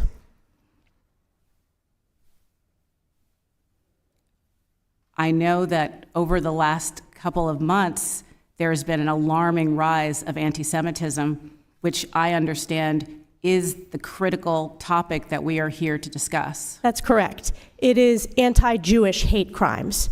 And Harvard ranks the lowest when it comes to protecting Jewish students. This is why I've called for your resignation, and your testimony today, not being able to answer with moral clarity, speaks volumes. I yield back. Gentlewoman yields back. Mr. Norcross is not here. Ms. Jayapal, you're recognized for 5 minutes. Thank you, Madam Chair. The Anti-Defamation League found that reports of anti-Semitism have nearly quadrupled since this point last year, and we're seeing that reflected on college campuses, with Jewish students reporting that they feel unsafe. No student should feel unsafe. I think we all agree. Anti-Semitism, and indeed all forms of hate, have to be rejected everywhere. And while all of you as college administrators have a responsibility to condemn hate and acts of hate in all its forms, including anti-Semitism, I know that you also face the challenge of and the responsibility of ensuring that people can engage in healthy debates of ideas in a way that fosters safety and inclusion for everyone. So I want to thank you for your commitments to work to ensure a continued diversity of perspectives on your campuses, a diversity of faculty with varied lived experiences. I know that my Republican colleagues have been trying to attack DEI initiatives, including the funding for those initiatives, for some time, and I hope that that is clear in terms of some of the comments that have been made. I want to just give Dr. Gay 30 seconds to respond to anything, given the line of questioning that you had right before, in case you wanted to say anything before I go to my lines of question. Thank you for the opportunity, but I'm satisfied that I've conveyed our deep commitment to free expression, recognizing that it's uncomfortable. Thank you, Dr. Gay. Dr. Kornbluth, your institution is one of many that has responded to incidents between pro-Israel and pro-Palestine groups. Many college campuses have been grappling with their responses to prevent anti-Semitism, to prevent Islamophobia and other forms of hate, while also making sure that every student feels safe to express their thoughts in accordance with the principles of free speech and to engage in the idea of critical thought on college campuses, which I think is what many of us appreciated about our college experiences. Can you speak to the challenges that you've faced in condemning hate and acts of hate while making sure that students were heard? And also just want to appreciate the distinction that you made in one of your comments between what we can say and what we should say, and just say that, frankly, I think there's been an explosion, thanks to the previous president in part, that has shattered the norms of what is acceptable to say, and we're dealing with some of the effects of that. But what challenges have you faced in condemning hate and acts of hate while making sure students were heard? Thank you so much. And I have to And say... if you can just pull that microphone right up to you, that would be great. I'm sorry, thank you. I have to say my absolute goal is to ensure the safety of students and the continuity of our research and educational missions. And these recent events have troubled me deeply, and we have mobilized as a campus. I think the most important thing is first knowledge, to understand that, as I mentioned in a previous answer, that our leadership, our students, and our faculty have to have knowledge. But way more importantly right now is these students are thrown together in classrooms, in laboratories, in dormitories every day. This is where the dialogue is taking place. And we have to ensure that they have the tools for constructive communication across differences. We are bringing these discussions to the dormitories. We have a Center for Constructive Engagement where the students are going to be able to have small roundtable discussions with each other. We have funded and mobilized, and I cannot tell you how wonderful our faculty have been. They've just issued a statement from 300 faculty about unity and working together with the students. And so there have been lunches, there have been meetings for our Israeli and Jewish students with Jewish faculty, for our Arab and Muslim students with Arab and Muslim faculty, but now they're working to figure out how to bring them together. If we're all going to live and work together productively, we have to move beyond, formal training, which we are committed to, but to actual real dialogue and to actually model constructive and civil dialogue for our students. That's what being in university is all about. Very powerful. Professor Nadel, these challenges of protecting free speech while denouncing anti-Semitism, Islamophobia, all forms of hate, that's not unique to MIT or to the institutions that are here. Can you speak to the same question of the most effective ways to facilitate education and dialogue to ease tensions at other colleges and in general? The most effective ways, and obviously I very much appreciate your question, because this is happening across the United States on colleges and campuses, small and large. And the most effective ways are to recognize the many different levels and mechanisms for facilitating these dialogues at the student level, at the faculty level, at the administrative level, and bringing how to unite the campus, bringing the campus together. That's what we're all trying to do, and it doesn't happen overnight. Thank you all so much for your work. I yield back, Madam Chair. Thank you. Mr. Allen, you're recognized for 5 minutes. Thank you, Madam Chair, and I want to thank each of you for being here today. And first, my colleague earlier asked the question, what is the truth? Of course, that question was asked 2,000 years ago of Pilate. And of course, obviously knowledge is important, but what about wisdom? In full disclosure, I am a student and believe in the God of the Bible and His Word. In the House of Representatives, we're without excuse. We have above the American flag, "In God We Trust." Really? And then we have the full face of Moses looking down on the entire body, who gave us the first 5 books of the Bible. Let me tell you how serious this issue is. In 1885 BC, not AD, BC, the Bible says, Genesis 12:3, I will bless, talking about Israel, I will bless those who bless you, and whoever curses you, I will curse. And all peoples of the earth will be blessed through you. That is a serious, serious promise. In fact, we heard one of the panelists talk about the Jesus of the Bible. And of course, our church was founded by Jesus, who was a Jew, the American church. In fact, the church throughout the world. This is the Committee of Education and Workforce. Illiteracy is the number one problem in our workforce. But I think from a standpoint of truth, biblical illiteracy is the number one problem in America. We are a biblically illiterate society. We have no idea about these promises that are ancient, and this book, that the prophecies, every one of them, has come to fruition. Every single one of them. So with that, Dr. McGill, like so many others, I've been extremely disappointed. Dr. Kornbluth, is that correct? Okay. Kornbluth. At MIT, Israeli and Jewish students were blocked from attending class by pro-Palestinian protests at the school's main entrance. The protests violated campus rules when the school ordered all protesters to leave the area or face suspension. The contingent Jewish counter-protesters left. The pro-Palestinians stayed. Can you explain how that is fair to Jewish American citizens whose rights are being violated when you said because we later heard serious concerns about collateral consequences for students, such as visas and that sort of thing? Can you explain yourself there? Yes, thank you very much for the opportunity.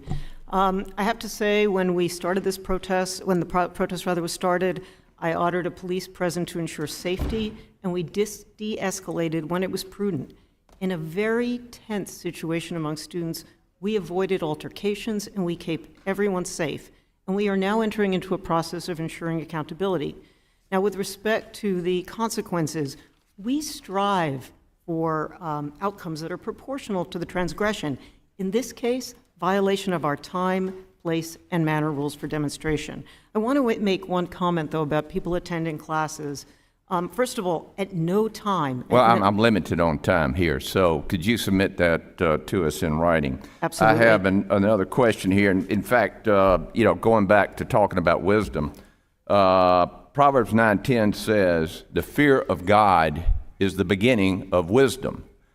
And so with that, President Gay and President McGill, do either of you plan to suspend foreign students who violate the law or school policies? Thank you for your question. Our international students are a vibrant part of our community and contribute significantly to Harvard's strength and are a real source of pride. But all of our students, irrespective of their citizenship, are held accountable to following our policies, including our policies around bullying, harassment, and intimidation. And we hold them accountable for that. Okay, well, Dr. McGill, if you'll submit those in writing, and I have a few other questions I'd like for y'all to answer. Thank you for being here, and Yes, sir. Chair, Thank you, Mr. Allen. Ms. Wild, you're recognized for 5 minutes. Thank you, Madam Chair. I so wish that this hearing was one where we were having a robust intellectual discussion, taking advantage of the brilliant minds that we have in front of us about free speech, the limits of free speech, and so forth. I fear that we have gotten away from that. I think the one thing that everybody in this room would agree on is that not all speech is protected or acceptable. For example, when elected officials lie, that's unacceptable. And that sometimes means that they have to be removed from academic institutions where they may serve on boards, or in the case of Harvard, the Senior Advisory Committee, based on false claims of election fraud.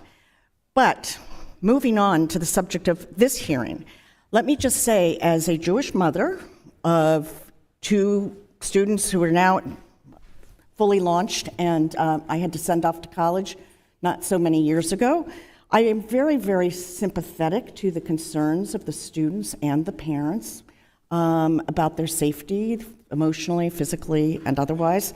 But it's not just about anti-Semitism. It's about all forms of hate speech, whether it's anti-LGBT, Islamophobia, whatever it is, racist language. Our students deserve a place of safety, and again, emotionally and physically. But at the same time, I think of college as the place where we learn to think critically.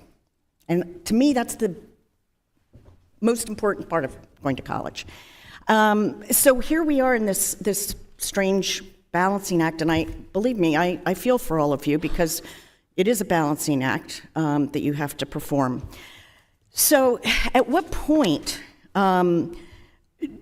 do we determine, or do you determine, that speech is such that it incites violence or it constitutes hate speech? And I'm going to ask President McGill from my home state of Pennsylvania.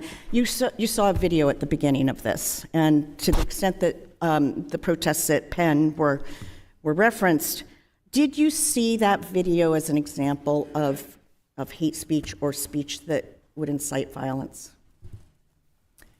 I appreciate the question from the representative from the Great Commonwealth of Pennsylvania. I mean, that video, just as a human being, was very hard to watch. The chanting, I think, calling for Intifada global revolution, very, very disturbing. And I can imagine many people's reaction to that would be one of fear. So I believe at a minimum that is hateful speech that has been and should be condemned.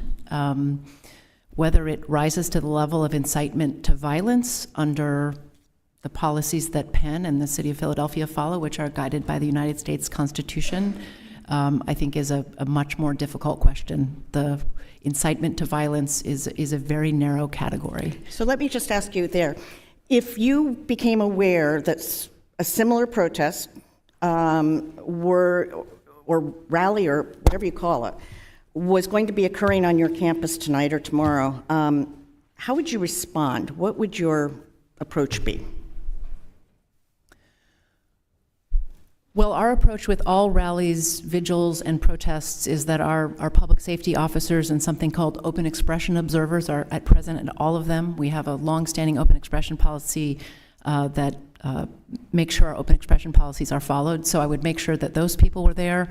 Our public safety officers usually try to speak to the organizers of the conference and talk to them about what our rules are about protests. I'm sorry, I think I said conference. About protests. Can I just stop you? Because, Yes, as please. you know, these are really short hearings. Were any actions taken to shut down the protest? I think it was Sunday night, Saturday night, whichever night it was. The Philadelphia Police, their what's called their Civil Action Division was the lead on this, and no, I think they were there to make sure there was no incitement to violence and no violence.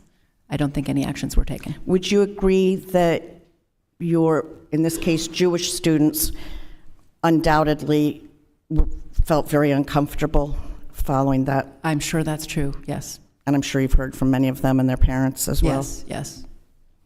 And there were acts associated with that protest which were defacing some buildings, which clearly would unquestionably be criminal action, and the police are trying to determine who did that. Thank you. Unfortunately, as usual, my time has expired, but I hope we can continue this conversation in another format. Thank you. I want to ask our members to be very careful about the words they use about our colleagues. We don't want to engage in personalities, and so I'm going to ask our members to hold themselves to a higher standard. I now recognize Mr. Banks. Ms. McGill, just weeks before the October 7 terror attacks against Israel, Penn hosted a Palestine Rights Literature Festival. The event featured Mark Lamont Hill, who was fired by CNN for calling for the destruction of Israel. It also hosted and included a member of the Palestinian Youth Movement, which has collaborated with anti-Israel terrorists, and maybe most notably, Roger Waters, the really wacky former Pink Floyd vocalist. The same Roger Waters, by the way, who's publicly used anti-Jewish slurs, desecrated the memory of Anne Frank, and has dressed up as a Nazi and floated a pig balloon with the Star of David at many of his concerts. Why in the world would you host someone like that on your college campus to speak at the so-called Palestinian Rights Literature Festival? I appreciate the opportunity to discuss this. Anti-Semitism has no place at Penn. Why did you invite Roger Waters? What did you think you would get out of him? Anti-Semitism has no place at Penn, and our free speech policies are guided by the United States Constitution. Why did you invite Roger Waters? And Anti-Semitism does not have a place at Penn. And you condemn what Roger Waters stands for. Congressman, prior to the event, I issued a statement calling out the anti-Semitism of some of the speakers at that conference. Specifically Roger Waters. Yes or no? Roger Waters is among them. So yes. you specifically called out a guy who floated pig balloons with the Star of David at his concerts. I called out I haven't seen the condemnation. I'm going to go look for it after this hearing.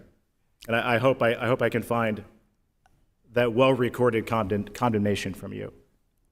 I did call out the anti-Semitism of some of the speakers at a conference that had more than 100 people. In the aftermath of the Palestinian Rights Festival, you and your board chairman wrote a memo outlining Penn's free speech policies.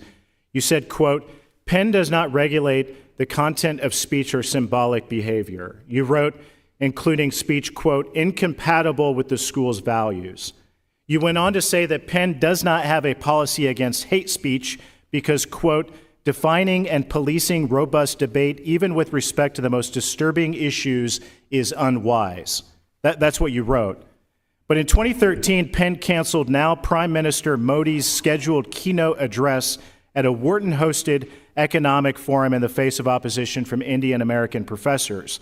And for the past year, your administration has sought to punish Amy Wax, a tenured law professor, for her stance on DEI and identity issues. And then you canceled an event with former ICE Director Tom Holman due to disruptive student protest simply because he worked for former President Donald Trump. Ms. McGill, the fact is that Penn regulates speech that it doesn't like. Everyone gets this.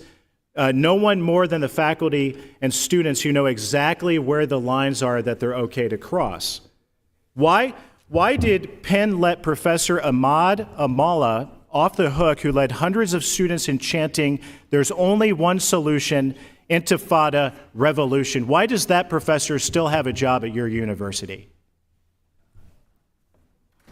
Representative, our approach to speech is, as I identified, it follows and is guided by the United States Constitution, which allows for robust perspectives. I disagree with the characterization that we treat speech differently, and I can't discuss any individual disciplinary proceeding. The same goes for Penn professor Ann Norton, who's repeatedly denied Hamas's worst atrocities on October 7.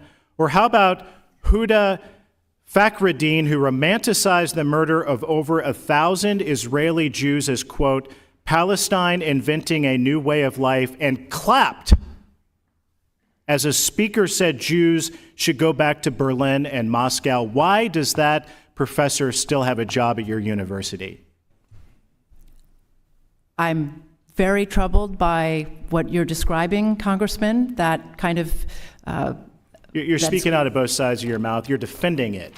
You allow these professors to teach at your college. You create a safe haven for this type of anti-Semitic behavior.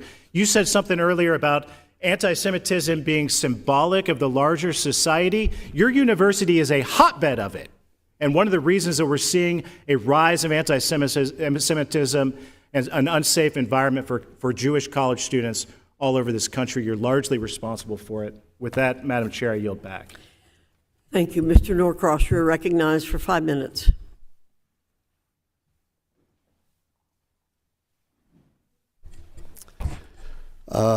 Thank you, Madam Chairwoman, and certainly for holding this hearing on an incredibly important subject that has been thrust upon us, or should I say, has been rethrust. This is an issue that has been before our country and our world for quite some time. But the one thing I do want to state before I go into my questioning is the idea of making this a partisan issue is disgusting. This issue has nothing to do with being on a red or a blue team. This is an American issue in terms of what we're facing on our campuses and shouldn't be taken under the light of a partisan issue. That being given, I do have some questions, particularly for the University of Pennsylvania and its president, who is within a couple thousand yards of my district. I'm going to start with back during August, Penn announced plans to host the Palestinian Rights Festival that was going to be held in September.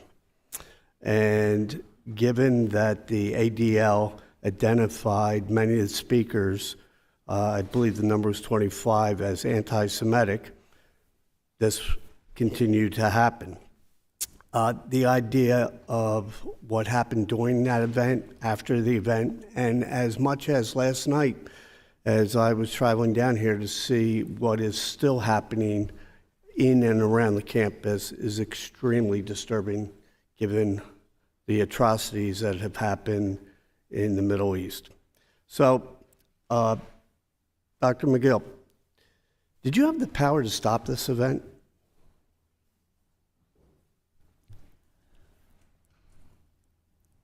Under our approach to academic freedom and free expression, Congressman, we have probably thousands of speakers to campus every single year. Many of them I disagree with. I don't cancel or censor them in advance of their arrival to campus. So anytime you use the word censor, so any event on your campus, you would never interfere for the fear of censoring somebody. Is that what you're suggesting? Well, Congressman, we are, of course, always concerned about safety and security, so that could be a constraint we would be worrying about in thinking about an event. It's a very rare occasion. So there would be times that you would stop an event under the terms of censoring if you, under your opinion or those advising you, say there would be a security issue. Well, our approach is not to censor based on the content, but to worry about things like the safety and security and the time, place, and manner in which the event would occur. So, given what happened in October, you could not see ahead that was going to happen, but the idea that groups coming on that are clearly identified as anti-Semitic would be of a concern. I was concerned about the anti-Semitism of some of the speakers at that conference, and also the timing of that conference was particularly painful because it occurred during the holiest time of the Jewish year. And that's why, in advance of the conference, while saying that we are committed to academic freedom and free expression and the conference would go on, I specifically condemned the anti-Semitism of some of the speakers. Condemning, but you would have the power to stop it if, in your opinion, there was a security issue. Well, Congressman, whether there is a security issue is something that I leave to our public safety individuals, and I defer to their judgments on those matters. Did you ask them? We discussed the security and safety of every large conference that happens on our campus, and yes, we did talk about this one. And they, in their opinion, along with you, decided that there were no security issues by the nature of you allowed this to continue. We believed we were ready for any security concerns that might arise. So yes, it went ahead. In hindsight, do you think that was a proper decision? I think canceling that conference would have been very inconsistent with academic freedom and free expression, despite the fact that the views of some of the people who came to that conference I find very, very objectionable because of their anti-Semitism. Would you permit your academic department to sponsor a conference if 25 speakers that the NAACP would identify as racist? Congressman, we follow our policies always, and our policies are guided by the United States Constitution and a commitment to academic freedom and free expression. So is that a yes or no answer? The answer is that we follow our policies. I'll yield back. Mr. Owens, you're recognized for 5 minutes.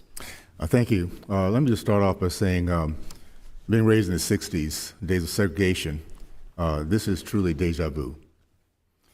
One thing that I did learn through my growth of the years is that hate is not passed down our genes. It's taught or untaught. What we're seeing here is hate being perpetuated. We keep people segregated, keep them from building bridges of trust, never allowing them to find commonality. Teach them that everything that's gone wrong in their life is because of somebody else's actions. Then teach them to look at our differences, our color, creed, and culture, and then teach them to judge each other. It's dehumanizing, it robs people of individuality, but the end game, if it is hate, it is very effective. We teach one race, all minorities, that they are oppressed. Do DEI, we then teach another race, whites and Jews, that they are oppressors. The result is hatred, segregation, the inability for our children to see evil when it's present. One of my Democratic colleagues was asked recently about the use of strategy by Hamas to rape Jewish women and children, girls and women, as terror. Her response was not to defend these women against these evil men, but that you wanted to discuss hierarchical oppression. That is DEI. It is a failure to protect Jewish communities across our country at your universities. And let me just say this also. October 7th was a very different day in our lifetime. And yet, every single time we're talking about anti-Semitism, we some kind of way drift off into every other sense of racism. We're talking about 1,200 lives, babies being burned, beheaded, hostages, and yet we cannot stay focused on anti-Semitism. I just remember a couple of years ago when we were dealing with Black Lives Matter, try to talk about Blue Lives Matter, Jew Lives Matter, Arab Lives Matter, and you'd be called a racist. It's time for us to focus on what's happening on your campuses. And it might sound flowery, all the ideas of what your values might be, but those values are not being translated to our kids. You're seeing them in the streets every single day. At MIT, there was we heard from a university student here that DEI official liked on the most posts on their media a post calling President Biden a liar for saying that Hamas beheaded babies. She also posted a saying that Israel doesn't have the right to exist, is illegitimate settler colony like the United States. I have a question regarding this idea of segregation, Dr. Gay. Harvard is now have graduations for Black-only graduates, Hispanic-only graduates, and gay-only graduates. How does that bring us together as opposed to dividing us based on color, creed, and all the other things? And by the way, is it okay for a white group to say we don't want other minorities to be part of our graduation? Thank you for the question. There are few scenes that are more inspiring than being. I'm sorry. I'm sorry. I'm going to ask you in a way that's going to be very quick because I have a little time. Is it okay to segregate people based on their color? Yes or no? I oppose segregation. Okay, well, I do too, but it's happening on your campus, okay? Dr. Kornbluth, we have on your campus something called Chocolate City, where Black-only dorms, where whites are excluded. Is it okay also for whites to set up a white-only dorm where minorities are excluded? You know, actually at MIT, our students affiliate voluntarily with whichever dorm they want to. It's not exclusionary, it's actually positive selection by students which dormitory they want to live in. Okay, so it's okay for Blacks to not make whites feel included. Is it okay for whites not to let Blacks feel included on your campus? We're talking about segregation, and it's obviously happening on your campuses. You know, I think it's really important to say that there's a distinction between sending an exclusionary message and looking to other students for common experiences and support. Okay. Let me just. I'm sorry, I'm running out of time. And what you're saying is very simply, in 1960s, it would have been okay for whites and Blacks to segregate themselves because they felt more like the people they're with. I disagree very, very much. But let me just say this: if in case we discover, and this is for everybody here, real quick, in the last few minutes, that there's a direct link from DEI and CRT to the growth of Marxist-centrist groups like BLM, Antifa, and the pro-Hamas on campuses, would you then end the DEI initiatives on your campus? If there's a link between what that is and what the result of hatred, would that be would that be finished on your campus real quickly? We have just yes or no. Dr. Gay, let's start with you. Yes or no? Our DEI efforts are about ensuring that all of our okay, so that's a no. Okay, Doctor, I'm sorry, Ms. McGill. Yes or no? If it's found to be a link between Marxist, BLM, Antifa, and hate groups. Yes or no? Our DEI office is committed to having everyone okay, so thrive. No. All right, and Ms. Cornbluth, real quick, just yes or no, I'm sorry. I find it hard to understand how equity and inclusion as a concept That's a no. is a Okay. hatred inducer. Thank you so much. I think that says a lot. Thank you, bro. Appreciate it. You can give an answer in writing, and I have to remind members not to engage in personalities. Ms. McBath, you're recognized. Thank you so much, Chairwoman Fox, Ranking Member Scott, to our staff, and thank you so much to our witnesses today. And it is not lost on me that the intellect, the intelligence that we have on this panel today, the most intelligent minds that are leading our highest institutions are women. So thank you so very much. I had the privilege of attending a very similar hearing in the Higher Education Subcommittee just a few weeks ago, and I'm glad to see that we're continuing this conversation at a full committee level. Acts or expressions of anti-Semitism have no place in our society and definitely not on any college campus or institution here in the United States. And what we must all understand is that this is not just the Jewish community's struggle. This is all of our struggle, and the Jewish community does not get to bear this burden alone.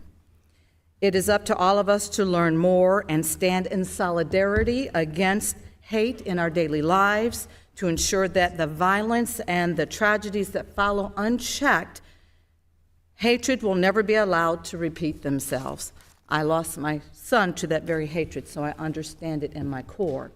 Similar to other expressions of racial and religious hatred, all freedom-loving people, all those who truly believe in the ideals that this country was founded on and continue to strive towards, must stand together in the face of this disturbing increase in hate across the country and across the world.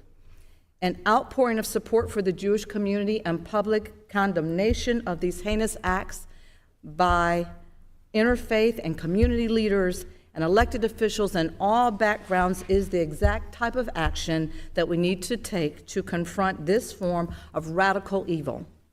Unity in the face of intimidation is how we are effectively going to resist hate in all of its forms. These actions seek to divide and intimidate us. We must show that we will not be intimidated, that we will not falter when our neighbors need us the most, that we are united against hate and we choose to love instead, irregardless of our political ideologies or our ethnic differences. As Dr. King once said, and I quote, "Returning hate for hate multiplies hate, adding deeper darkness to a night already devoid of stars. Darkness cannot drive out darkness. Only light can do that. Hate cannot drive out hate. Only love can do that." My community in metropolitan Atlanta is home to the largest community in the Deep South, the largest Jewish community in the Deep South. And it is no stranger to these incidents of anti-Semitism. I recall participating in a press conference with interfaith leaders, our local law enforcement, and elected officials, the Anti-Defamation League, and the Council General of Israel to the southeast to condemn the appearance of anti-Semitic vandalism and white supremacist symbols that were definitely expressed in our neighborhoods and our communities. While the reason for our gathering was very somber, it was uplifting to see so many different people from so many different faiths and backgrounds all come together to make it clear that this is antithetical to what our community and our society stands for. Dr. Nadel, I've had you before me before, and it's good to see you again. Can you please discuss some of the schools or the communities that have built strong interracial and interreligious connections and relationships in the aftermath of a racist or anti-Semitic incident, and what building those connections looks like and why they're so critical and imperative to healing? So first of all, thank you. It's wonderful to see you again. What really stands out is how, at the personal level, change can happen. So, for example, at the University of California at Berkeley, which is a campus that has been roiled, as these campuses have also been roiled, a professor of Israel Studies and a faculty member from Middle Eastern Studies sent a joint letter pleading with the campus to speak in a civil tone. These are two faculty members who do not agree politically on what has been going on, but they got together to write this, and then it was sent out to the entire community. It is those kinds of actions that we need to be applauding, and we need to be elevating and uplifting, and as I said before, they just don't tend to make headlines. Thank you so very much, and I yield back my time. Thank you, Ms. McBath. Mr. Good, you're recognized for 5 minutes. Thank you, Madam Chairman.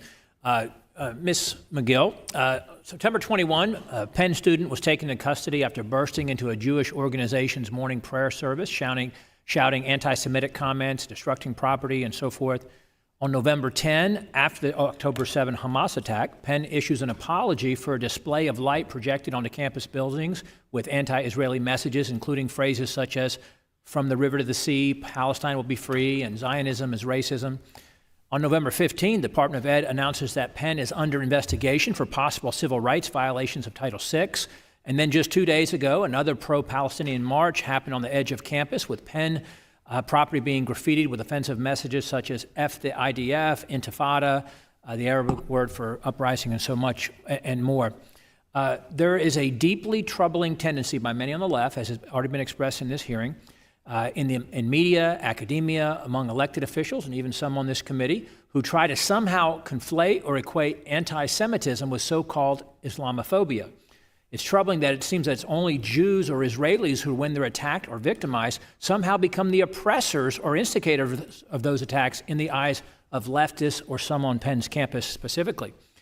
It's wrong to suggest that anti-Semitism and Islamophobia are equivalent problems in this country, as noted already in this hearing. Jewish hate crime is the most predominant hate crime in this country today. Ms. McGill specifically. Again, just this past Sunday night, there was another march on the edge of the UPenn campus, an anti-Israeli march. Has there, at any time since October 7, been an equivalent large-scale gathering of crowds in support of the slaughter of Muslims or the elimination of an Arab or predominantly Muslim state? Has that happened on your campus or anywhere near your campus that you're aware of since October 7? Congressman, any act of hate, I find I asked a abhorrent. specific question. Has there been any large gathering in support of the slaughter of Muslims or the elimination of an Arab state on or near your campus that you're aware of since October 7? Congressman, not that I'm aware of. Okay, thank you. There have been. So you would agree then that it would be immoral or dishonest to treat the two as equivalent problems on campus, meaning anti-Semitism and Islamophobia, that there's an equivalency there on the scale of the scope of the problem on campus. Would you agree that would be immoral or dishonest to equate the two? Congressman, I abhor all acts of hate. Would you agree that it's immoral or dishonest to equate the two, that the problems are equal on your college campus or other college campuses? Any evidence of that effect? Congressman, I abhor all acts of hate. Thank you. Dr. Gay, on October 8, nearly 36 Harvard student groups authored a statement holding Israel responsible for the Hamas attack. On October 18, a Jewish Harvard Business School student was surrounded, accosted, and shoved to the ground while walking near and filming an anti-Israel protest. On November 10, when you condemned the use of the phrase "from river to the sea," over 100 faculty signed a letter criticizing your response to that, criticizing that phrase or condemning the use of that phrase. A Harvard Crimson survey of the class of 2022 showed that 93% of respondents viewed President Trump as unfavorable, 6% of students said they were conservative, 34% of students viewed favorably the Palestinian boycott, divestment, and sanctions, or BDS movement. Currently, Harvard is being investigated by the Department of Education for Title VI violations of civil rights. Title VI, as you know, prohibits recipients of federal funds from discriminating on the basis of race, color, or national origin. A Title VI violation would occur when an institution has allowed, permitted, or created a hostile environment that targets someone based on their race, color, or national origin. We know, of course, that Harvard has a history of dividing people based on race, based on the Supreme Court's decision in Students for Fair Admission versus Harvard. Does Harvard actually teach anti-Semitism in classes? Thank you, Congressman, for the question. No, we do not, and we condemn anti-Semitism at Harvard. There is no place for anti-Semitism. As you know, Harvard received, over the last 4 years, $3.2 billion in federal grants and contracts. During the 2021 school year, Harvard received $104 million through Title IV. Why should Congress continue to invest money in Harvard when Harvard clearly violates Title VI and helps foster a hostile environment for Jewish students? We are committed at Harvard to ensuring that all of our students thrive, that they feel safe and secure. Well, apparently and 100 professors who sent that letter to you criticizing your condemnation of anti-Semitic remarks don't agree with that. And your students, your institution is clearly producing students who are sympathetic to a terrorist organization. Don't you think that's a misuse of taxpayer dollars? My time has expired. I yield back, Madam Chair. Thank you, Mr. Good. Ms. Hayes, you're recognized for 5 minutes. Thank you. First, I would like to frame my comments in the basic idea that I condemn all forms of hate. I don't think that there's any splitting hairs there. That does not make me radical left. It makes me human to think that all people should feel safe in their environment. In the wake of the October 7th Hamas terrorist attacks in Israel, there's been a dramatic nationwide rise in reported anti-Semitic incidents, especially on college campuses. Anti-Semitism in this nation has been on the rise for at least a decade. The ADL found that the number of anti-Semitic incidents in the U.S. increased by more than 35% from 2021 to 2022, and we've seen those numbers skyrocket in the last 2 months. A few weeks ago at Central Connecticut State University in my district, a racial slur and a swastika were written on a bathroom stall on campus. We should all be working to find solutions to this problem, not doing what we're doing here today in this committee. The Biden administration released the National Strategy to Counter Anti-Semitism earlier this year. The strategy seeks to increase awareness and education in schools, communities, and the workplace about anti-Semitism. This includes having the United States Holocaust and Memorial Museum launch the first ever U.S.-based Holocaust Education Research Center to promote effective Holocaust education. As a history teacher, I know the immense power of storytelling and how healthy dialogue is imperative to finding common ground. I would also like to make the point that teachers, professors, educators do not enter this profession to hate any group of people. I'm happy to hear that all of the people on the panel list responded to the question by my colleague that you do not collect data on the conservative or liberal views of faculty. I'd argue that that would be unconstitutional. I would also like to note in the case of Harvard, you had a very conservative, notable alum who was invited to join your advisory committee. So diversity of thought is important, and all those views should be welcome on any college campus. President McGill, what steps has the University of Pennsylvania taken in the history to ensure students have an understanding of the history of anti-Semitism in order to address the rise of hate on your college campus? I appreciate the question very much. There are a wide variety of things we do at Penn. We are very proud to be home to a very strong Jewish Studies department with faculty members who are expert, like Dr. Nadel, on the history and manifestation of anti-Semitism. Many students are taking those classes. We are proud to call Penn home to the Katz Center for Judaic Studies, which is a world resource in historical materials about Judaica and anti-Semitism and many centuries of history, actually. And many of our faculty and staff and students participate in programs at the Katz Center through their fellowships and education. And the third thing I'd identify, and there's more to say, we have many student groups that engage with one another across lines of disagreement, and they talk together, usually with the leadership of faculty, to learn from one another and from the faculty. Which is exactly what is supposed to happen on a college campus. I also want to acknowledge the increase in Islamophobia after the October 7th attack. Not so-called Islamophobia, but Islamophobia. Palestinian students on and off college campuses have been targeted. President Gay, in your November 9th open letter to members of the Harvard community, you mentioned specific steps that you are implementing in connection with your ongoing work with the Anti-Semitism Advisory Group. Specifically, you mentioned work being conducted at the Office of Equity, Diversity, Inclusion, and Belonging.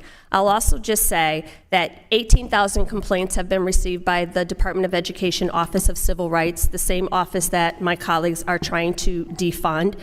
48% of those have been sex discrimination, 32% disability discrimination, and 17% based on race or national origin. We have a problem.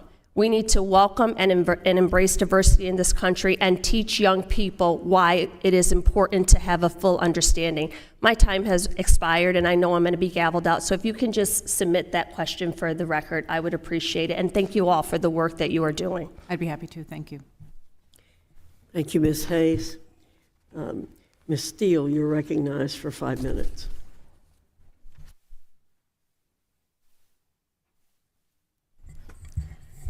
Thank you, Dr. Fox, for leading this important hearing. In October, I introduced H.R. 5933, the Deterrent Act, to bring greater transparency and accountability for institutions of higher education accepting donations from foreign entities. This bill will pass House hopefully tomorrow, and I'm hoping that Senate will take it up. The involvement of hostile foreign entities in our post-secondary institutions is one of the biggest threats facing colleges and universities. Question number one is Dr. Kornbluth. In September 2019, then Secretary DeVos opened the Section 117. It's a foreign disclosure section, investigation into MIT that has not been closed. What concrete steps that has MIT taken to address the lack of Section 117 reporting? So let me say, and thank you for the question, we have cooperated fully. I can't comment on an open investigation, but I have to say we have greatly increased our reporting to be fully compliant. So it's not done yet, but it's still under investigations. As I understand it. Okay. A study released just last month by the Institute for the Global Study of Anti-Semitism found that from 2015 to 2020, institutions that accepted unreported money from Middle Eastern donors had on average 300 more anti-Semitic incidents than those institutions that did not. President Gay, McGill, and Kornbluth, any of you can answer this. Do you believe foreign nations with views hostile to Israel would desire U.S. students to echo their views? I think Dr. Gay can start. Thank you for the question. So we have alumni all over the world, and those alumni, through their philanthropy, support student aid, scholarships, cutting-edge research. One thing that their philanthropy does not do is influence how we run the university, how we enforce our policies, or how we keep our students safe. Okay. Thank you for the question. At Penn, we of course follow every law and regulation about donations from individuals in other countries. Beyond that, we do not accept any gift that would compromise our mission or create any sort of conflict of interest. So we have a very elaborate vetting process, and we have declined gifts where we have a worry that would be inconsistent with our mission, and we're very clear about this. Yes, thank you. So all funds that come to MIT in any form are for open, publishable research. We retain full control over what research is conducted. We also have an extensive internal review process for reviewing foreign gifts. We also adhere to all federal laws, and we see these reviews through the lens of national security, economic security, and importantly, human rights. Thank you for your answers, and I hope that's really true. President McGill, that from 2014 through 2019, Penn received a total of almost $300 million in Section 117 funding. Are you aware of the amount that was given by Qatar? Were any of these donations conditioned on the inclusion of a pro-Palestinian curriculum or pro-Palestinian events? Are you aware if any of these donations were conditioned only for pro-Palestinian professors? I appreciate the question. I want to repeat that we follow all laws and we accept nothing that is inconsistent with our mission of teaching, research, and service. And we would never accept conditions on gifts. My understanding is we have taken no government gifts from the government of Qatar. We have a small number of alumni in Qatar who have given some gifts for annual gifts to schools, very small number. But almost $300 million. Congressman, that figure as of funds from Qatar is not one I'm familiar with. That's not what my information tells me. Do you know exactly how much you received from Qatar? In Section 117 funding? The data I have, yes, I am aware of our 117 filings. Maybe I can follow up with you afterwards. That's not consistent with what I understand our 117 filings show, which is no gifts from the government of Qatar and a very small number of annual gifts from alumni living in that country. Dr. Fox, thank you very much, and I yield back. We'll look forward to a follow-up. Ms. Stevens, you're recognized for 5 minutes. It is absolutely essential that the Committee on Education and Workforce have a hearing about rising anti-Semitism in the United States of America and what is unfolding on our college campuses. In particular, as many of us have the where were you moment on 9/11, I have the where were you on 10/7 moment. When I woke up to the news of the horrific and barbaric attack on Israel and what we learned that unfolded that day in horror, my thoughts went to our college campuses and what would happen on our college campuses, particularly as Jewish students have felt persecuted and attacked, and their families have been concerned for a multitude of years. And I want to say that it is incumbent on us to let Jewish students know that they are supported and that they belong.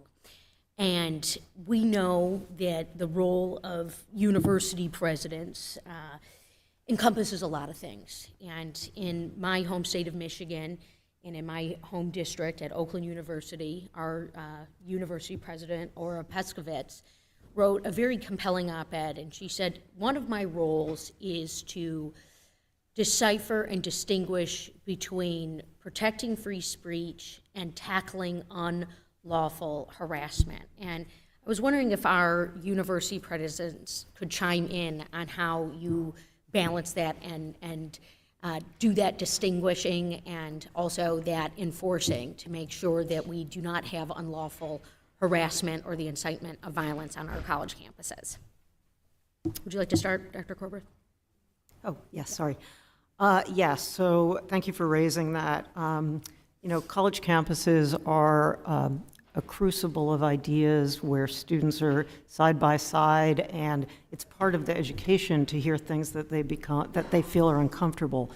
But to be absolutely clear, speech can become a form of harassment. And our policies make absolutely clear that harassment is punishable. Speech that targets individuals, or again, as we've heard, incites violence on our campus, or crosses the line, these cross the line into harassment.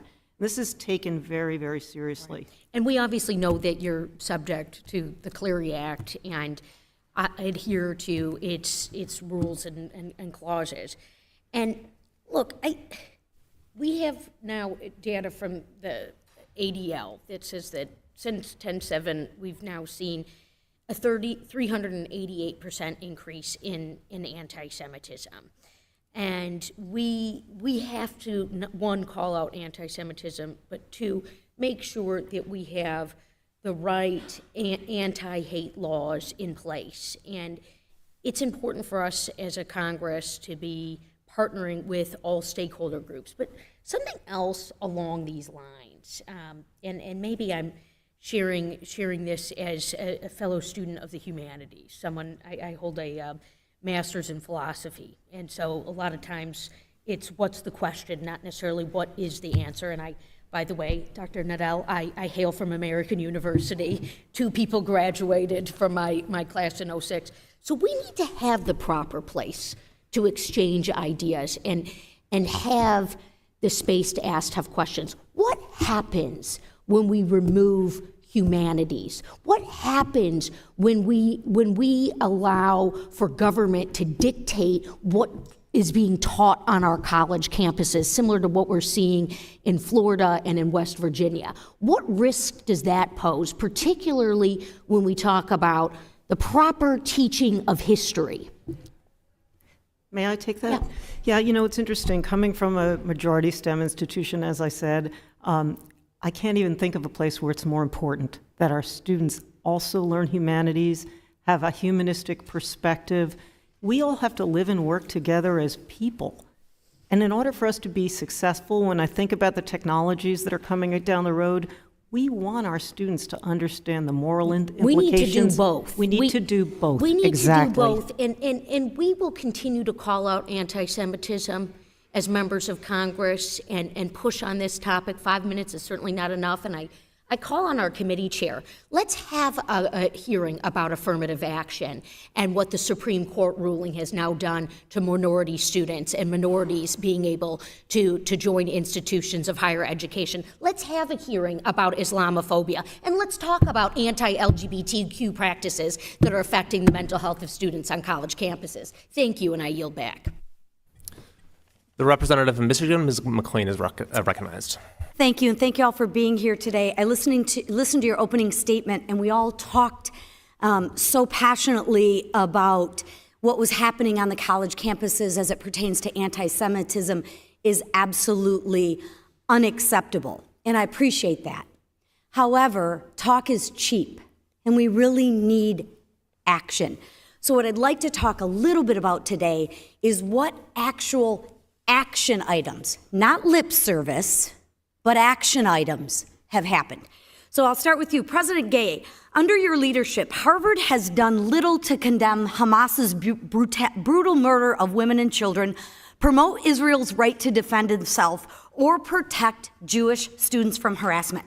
For example, I'm curious, what action was taken from Harvard when a Jewish student was mobbed on your campus last month? Action, not lip service, action, ma'am. So this specific incident, I've communicated about publicly. So as you may know, that is an incident that is currently under investigation by HUPD and the FBI. Any action. And when that action. investigation is complete, so you we can't will answer. address I'm it going to through move a on to my student next disciplinary question. Do you have an action item or not as of this time? Was any action taken? Any action? I can't share more about. Will these students intimidating Jewish students just because they are Jewish be expelled from the university? I'm sorry, I didn't catch your question. Will the students who are intimidating Jewish students just because they're Jewish be expelled? You're describing conduct that sounds like it would violate our policies against bullying and intimidation and harassment. And if that is the So a case, it simple would be answer, addressed yes. Thank you. through our policies. Another question. Why did you allow protesters to occupy University Hall for 24 hours? And not only were these students not punished, but 2 of your deans provided them with food and promised no disciplinary action would be taken. And that was reported by the Harvard Crimson. I can assure you that we have very strong disciplinary processes, and where conduct violates our policies, we So did use those conduct policies. violate your policies We during have that disciplinary incident? processes underway. So is there an answer to that or not? We have disciplinary processes underway. So was any discipline action? I love the lip service. I do. And you academic, Mm-hmm. I love that. I'm looking for an action item. Yes, no. Was anybody expelled? Any action item. And if you don't know, that's okay too. We hold our community to All right, account I'll reclaim for our my policies. time. Thank you, President McGill. Under your tenure, swastikas have been drawn outside residence halls where Jewish students live. The Hillel House was broken into. Jewish students urged not to wear symbols of their ethnicity, and those same students harassed when they go to collect Kala for Shabbat. I will be submitting questions for the record on outbreaks of anti-Semitism at UPenn and I look forward to your response because obviously 5 minutes is just way too short of an answer. But I would encourage you to give answers. We deserve answers. People deserve answers, not rhetoric, action items. It is clear that the Jewish students on all of your campuses are afraid to be themselves because you have refused to take real action. There's that word, action, against anti-Semitism, right? A lot of rhetoric, no action.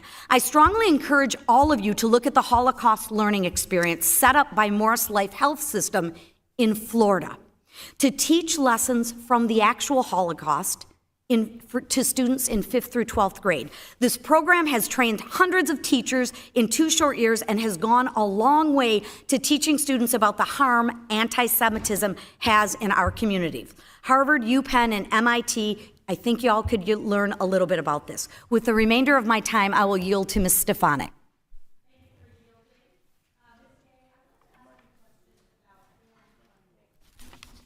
Harvard receives funding from foreign entities and governments which support its Middle East Studies Department, correct? We receive funding from a variety of sources because we have alumni from all over the world. But that is correct, right? The Middle Eastern Studies Department? We receive funding from various it's a yes sources. Or no. Are you not aware where the Middle Eastern Studies Department receives funding? We receive funding from various sources. I am asking you a yes or no question. You are under oath in front of the United States Congress. You are giving lip service provided your attorneys. It's a yes or no question. Harvard receives funding from foreign entities and governments which support its Middle Eastern Studies Department, correct? We have alumni all over the world, and we benefit So the answer is correct. from their Yes? philanthropy. Yes? The answer is correct? We receive support from our alumni from all over the world, from individuals. And what amount of support is that reported to the federal government? I'd have to actually look at our filings. You don't know? As the president of the university, you don't know?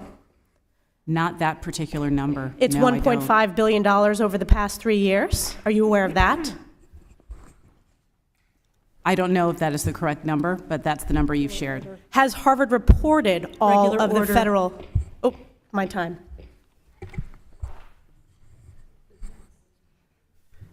Ms. Manning, you're recognized for 5 minutes. Thank you, Madam Chair.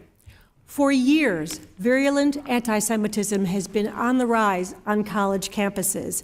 And sadly, since October 7th, the October 7th Hamas terrorist attack, campus anti-Semitism has skyrocketed on your campuses and all across the country.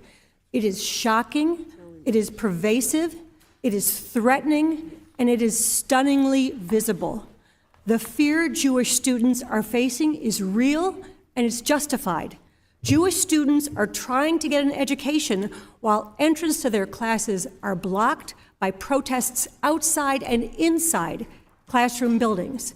They sit in classes disrupted by protesters with bullhorns accusing Israel of genocide, with students chanting, "Long live the Intifada." And by the way, as we all know, the intifadas in Israel included years of terrorist bus bombings and restaurant bombings that resulted in countless deaths of Jewish and Arab civilians. Jewish students in college dining rooms are confronted with banners that say, "From the river to the sea," a phrase that calls for the end to the Jewish state and the killing of Jews. Don't take my word for it. You can listen to the leader of Hamas, who has been quite vocal about what that phrase means. A Jewish student at Harvard was asked by the professor to leave his class because the other students weren't comfortable having their discussion in front of that Jewish Israeli student. Jewish students have been pushed, spat upon, punched, and told not to leave their dorms for their own safety during protests. A Jewish student in my home state was told to rewrite a paper he wrote that supported an Israeli view of the conflict, or he risked failing the course. And Jewish students had their class interrupted when a professor told the students that they were going to take a break so that all the students could go with him to attend the anti-Israel protest on campus. This intimidation, humiliation, and exclusion of Jewish students is simply unacceptable. It would not be tolerated against any other minority group, and we need university presidents to do more to protect Jewish students. President Gray, you and I have talked about anti-Semitism. You have told me your goal is to eradicate anti-Semitism at Harvard.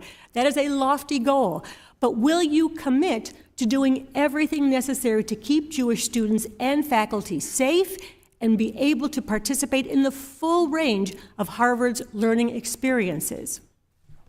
The short answer is yes. Thank you. And will you enforce all the codes of conduct against students and faculty who violate those codes? And will you communicate those codes and your intention to hold students and faculty accountable? Absolutely. Will you endeavor to recenter the conversation about the Middle East back to a place of fact-based exchange and evaluate your course offerings and your faculty to ensure that you have intellectual diversity and multiple perspectives about Israel and Zionism, including professors who support the right of Israel to exist and support the right of Jewish people to self-determination in the Middle East Studies Department? Absolutely committed. Thank you. And will you commit to work with Jewish and Israeli scholars to make sure Harvard has a full range of lectures and scholarship described in Dr. Nadel's testimony? Education is the path forward here.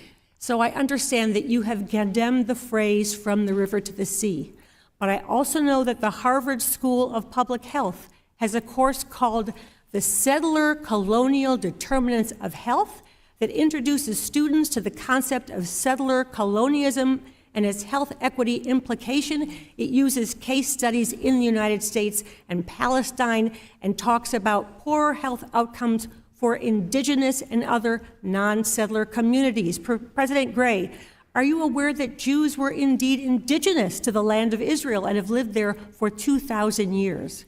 I do know about the long history in Israel. So what is Harvard doing to educate members of the community about these phrases and other false accusations that Israel is a racist, settler, colonialist, apartheid state, given that Harvard is actually teaching courses with the underlying premise that Israel is a settler colonial state?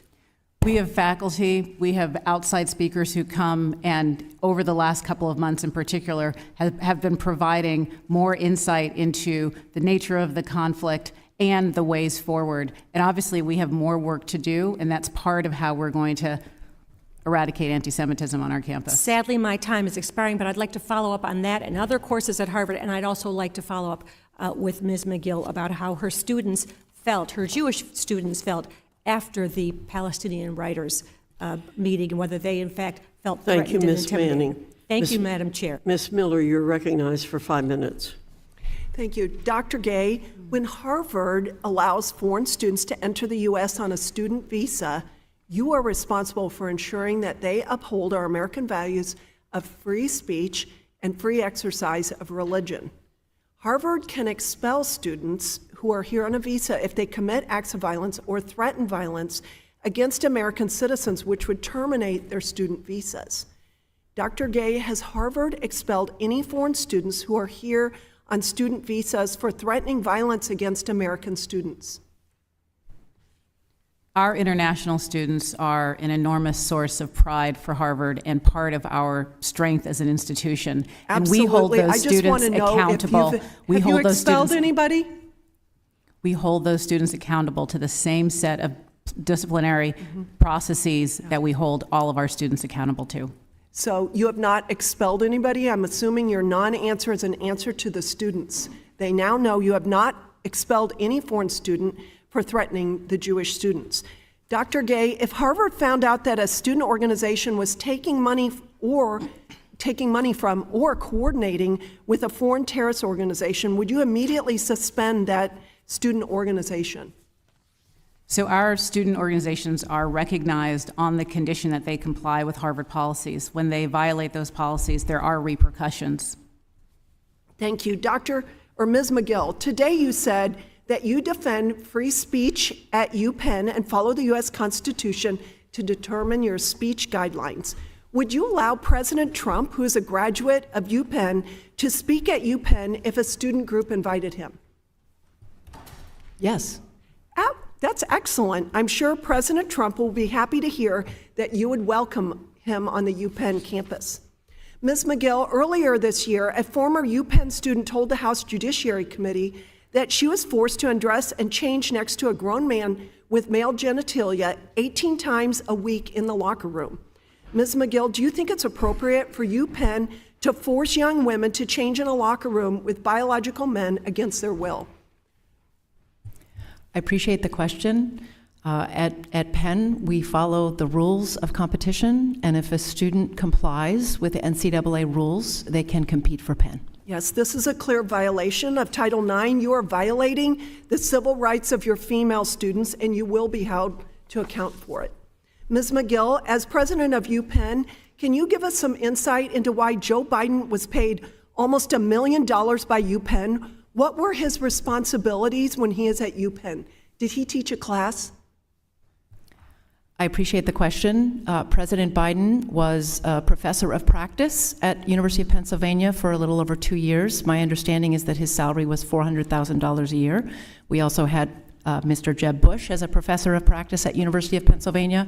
President Biden had a wide variety of obligations. He was in What many different obligations classes. exactly did he have? He held seminars, he was in many different classes, he interacted with thousands of students over the time he was there. He invited speakers. The goal of the center was to enhance... For $400,000, anonymous Chinese donations poured into UPenn after your university hired Joe Biden, and he appeared to have a no-show job.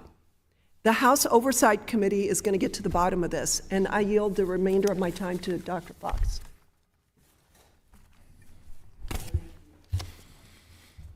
Thank you very much.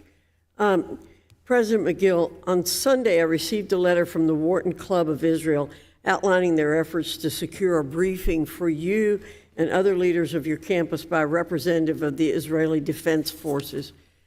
We have seen significant efforts to deny the seriousness of Hamas's terror on October 7th. So I assume providing your campus leadership information about what actually happened would be helpful as you address the explosion of anti-Semitism. Unfortunately, they said they were informed by your office that briefing will not happen this calendar year. That leaves the impression that you don't want the information, President McGill. Will you commit to getting a briefing schedule before the end of the year from the IDF? Madam Chairwoman, I do not in any way deny the brutality and barbaric nature of the Hamas attack on October 7th. We in Congress have had a briefing and seen the films. I receive many invitations. I do have to attend to my calendar.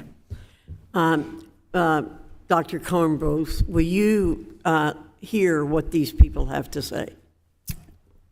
I will hear what anyone who wants to give me information wants to say. Thank you. I yield back. Mr. Bowman, you're recognized for 5 minutes. Thank you so much, Madam Chair, and thank you to our witnesses for being here. Really appreciate you taking the time and sharing your experiences and expertise during this very difficult time. Quick yes or no question. Do you all feel that education globally is very important in addressing the issue of anti-Semitism? You could just shake your head or say yes. Yes. Absolutely. Education's key. Okay. Thank you for saying that. I'm asking that question because, a lot of this conversation has been framed around, holding students accountable for their threats or violence towards Jewish students as they should be held accountable, absolutely. And some of it has been framed around, additional punishments, of course. But there's been a lot of political pandering discussed here without the action that goes with the accountability and the condemnation that must happen when we see anti-Semitism as it raises its head. And what I mean by that is I introduced something called the Great Replacement Theory Resolution, and I wanted us as Congress to condemn the Great Replacement Theory. The Great Replacement Theory is a white supremacist theory that says Jews, blacks, and immigrants are looking to replace white people in America. I introduced that theory last Congress. It passed along Democratic lines. I don't believe any Republicans voted for that particular resolution. In addition, my colleagues on the other side of the aisle continue to look to cut funding to the Department of Education, which will be critical to helping us fight anti-Semitism. In addition, we have discussed already cuts to the Office of Civil Rights that my Republican colleagues support. That also is critical to fighting anti-Semitism. I would also add cuts to the Department of Health and Human Services as part of this conversation. So absolutely we must condemn, absolutely we must hold people and students accountable. But how do we get into the mud and do the real work of fighting anti-Semitism without investing in education in the way that we need to invest? Not just at the higher education level, but in our K-12 schools as well. I'm a former K-12 educator for 20 years. I taught elementary school. I was a dean in the high school, and I was a middle school principal for 10 and a half years. Our kids read the Diary of Anne Frank. I've had students who have gone to the Holocaust Museum. I still have students in my district from the Bronx, black or brown, visiting the Holocaust Museum, becoming educated and wanting to learn more. Talk to me about the need, not just for you all as leaders in higher education, but every single person in this room's responsibility to fight anti-Semitism and anti-hate in all its forms. And I just want to add, we have an original sin in our nation of slavery and discrimination. That sin continues to evolve as segregation, separation, and a lack of understanding and empathy of knowledge of each other. Can you just speak briefly to all of that? We'll start here and go down the line. Yes, thank you, Congressman Bowman. This actually echoes what I had said earlier, which is it's every single one of our responsibility, and this is why I am heartened by the full MIT community taking up this problem. It's a human problem, yes, person to person. So I appreciate what you had to say about this. I want to add that I'm so glad that you raised K through 12, because everybody here is talking as if what has happened on the college campus happened de novo, and those kids came to campus and they never had an education before. So we need to be teaching about anti-Semitism, not just the Holocaust, anti-Semitism and racism in America. And our kids live in segregated communities. So you have white kids living with white kids, black kids living with, they never interact with each other. They don't go to school together. They don't know each other. So of course hate is going to be a major part of our society if we continue to have segregation in our communities, in our homes. I'm sorry, please. Congressman, I so appreciate what you asked, and I think one of the thoughts I have is that the immediate action is very important, and the calling out of the hateful action, and for the longer term, it's an all societal education obligation, as well as every one of our responsibilities to be fighting anti-Semitism. Thank you. Dr. Gay. Thank you so much for your question. We have spent a lot of time here talking about the importance of accountability for behavior that crosses the line. We've talked about how important it is to denounce language that offends our values. As we should. But it's, as we should, but ultimately the path forward is education. It's education about the history of this hate and this bigotry. It's also education about how it manifests in the present and what modern anti-Semitic tropes look like. And it's also education about how do you actually engage in civil dialogue on really complex and divisive issues. Thank you so much. I yield back.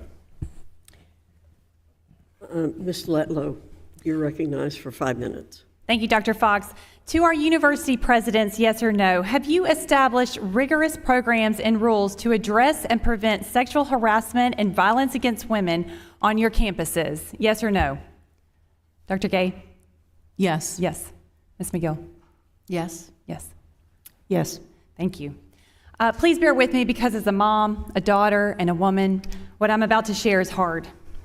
An article from CNN, which examines the Israeli investigation into acts of sexual violence by Hamas during the events of October 7th, includes a testimony from a female witness of the Nova Festival attack. Quote, "They bent someone over, and I understood he was raping her. And then he was passing her on to someone else." The woman who was not identified said of what she saw. Quote, "She was alive. She stood on her feet, and she was bleeding from her back. I saw that he was pulling her hair. She had long brown hair. I saw him chop off her breast, and then he was throwing it toward the road. Tossed it to someone else, and they started playing with it." The witness added, "I remembered seeing another person raping her, and while he was within her, he shot her in the head." This is just one of hundreds of accounts of sexual assault that happened on October 7th. Dr. Gay, an article in the Harvard Crimson dated October 10th, includes a statement from the Harvard Undergraduate Palestine Solidarity Committee, co-signed by 33 other student organizations at Harvard. I'd like to read the statement to you. Quote, "We, the undersigned student organizations, hold the Israeli regime entirely responsible for all unfolding violence." How, Dr. Gay, do you reconcile the blatant hypocrisy of allowing your students a forum to promote and celebrate terrorist groups that make the rape and mutilation of women and children a core function of their operations, while at the same time working for years to combat sexual violence towards women, and by allowing a month to pass before addressing with a real plan and the demonstrations and intimidations on your campuses? What message is this and this delay conveying to your women on your campuses? I can only imagine how terrifying it is to be a Jewish woman on any of your campuses. Just last night, a Jewish student from MIT wrote to me that she felt fearful and was forced to leave her study group during her doctoral exams because someone in her group told her that the women at the Nova Festival deserved to die because they were partying on stolen land. Now, while I am grateful for your condemning of anti-Semitism in statements to your students and to this committee, it's not enough. There has been no real action to hold anti-Semitic students accountable for their behavior. They should be expelled.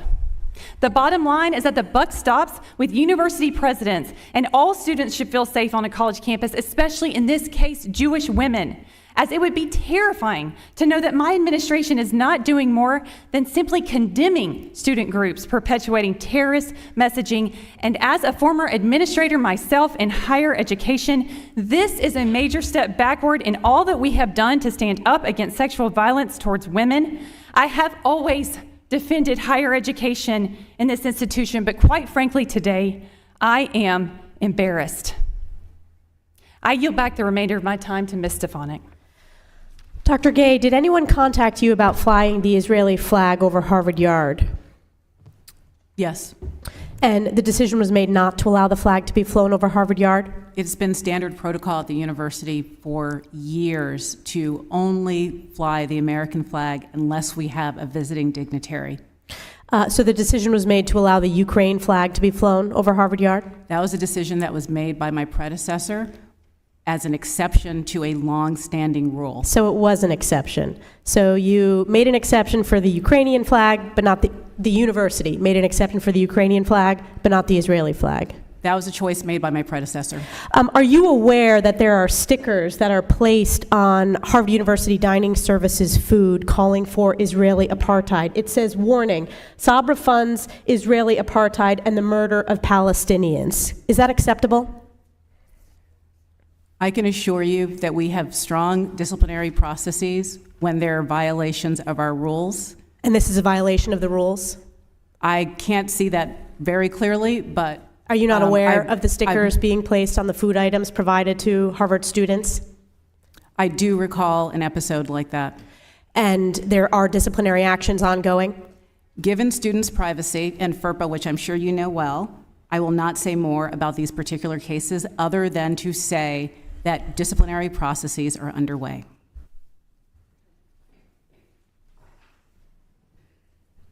Thank you. Ms. Leisure-Fernandez, you're recognized for 5 minutes.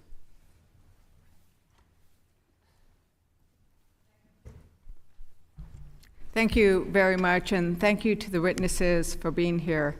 And I am struck by the passion which we all are bringing, because we know that the issue we're talking about today, anti-Semitism, white supremacy, the issues that give rise to this, the issues of hate, need to be addressed. What saddens me is that my colleagues on the other side of the aisle recently passed an appropriations bill out of the committee that would cut funding to the Office of Civil Rights by 25%.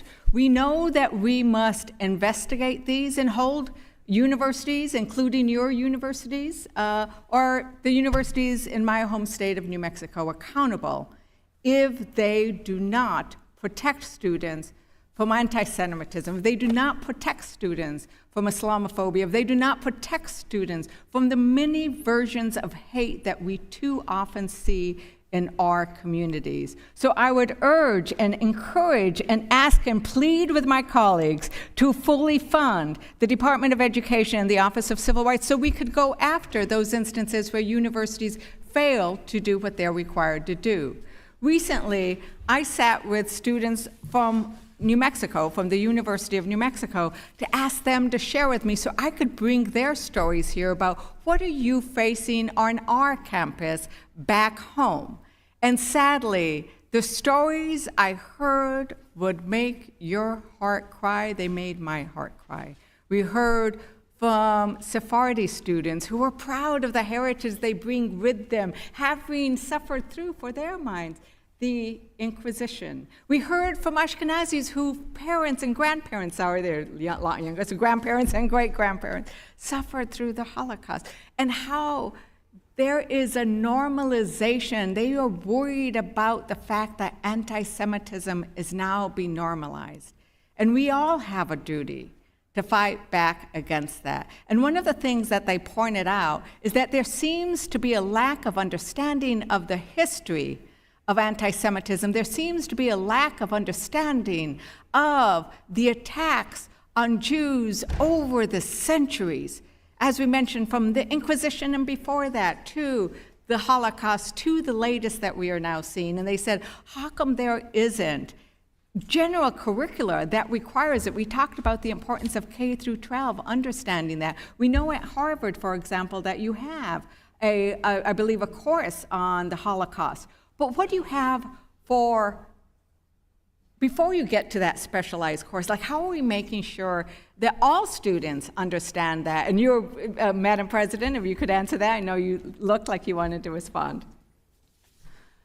You're making an excellent point. So already in our curriculum, there are so many opportunities for students to learn more about the relevant history.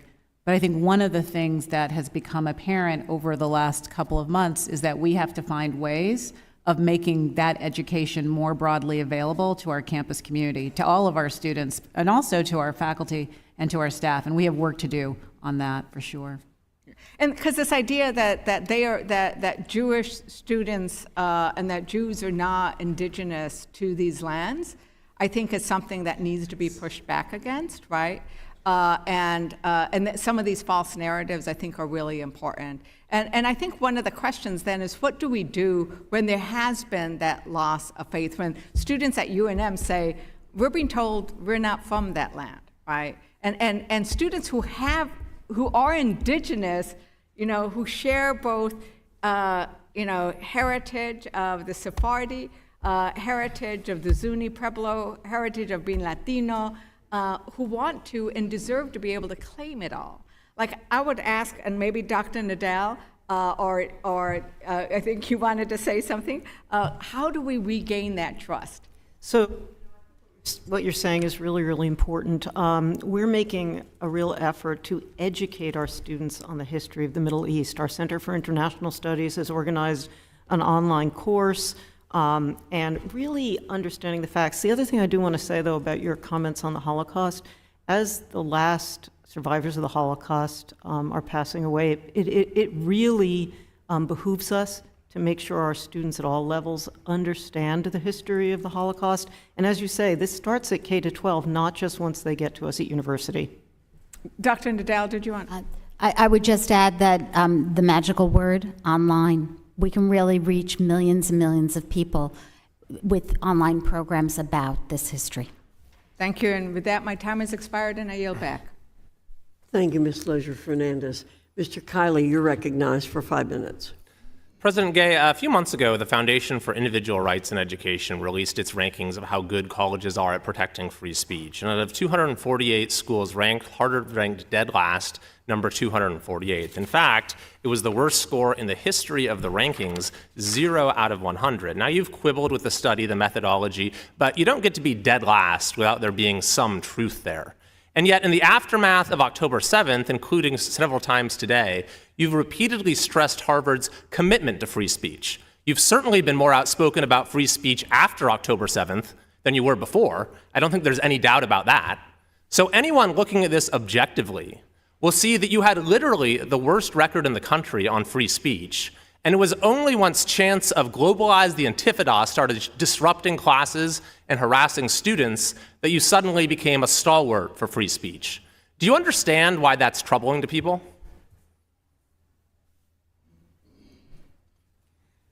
Respectfully, I disagree with that perspective, and I don't think it's an accurate representation of how Harvard treats speech on campus.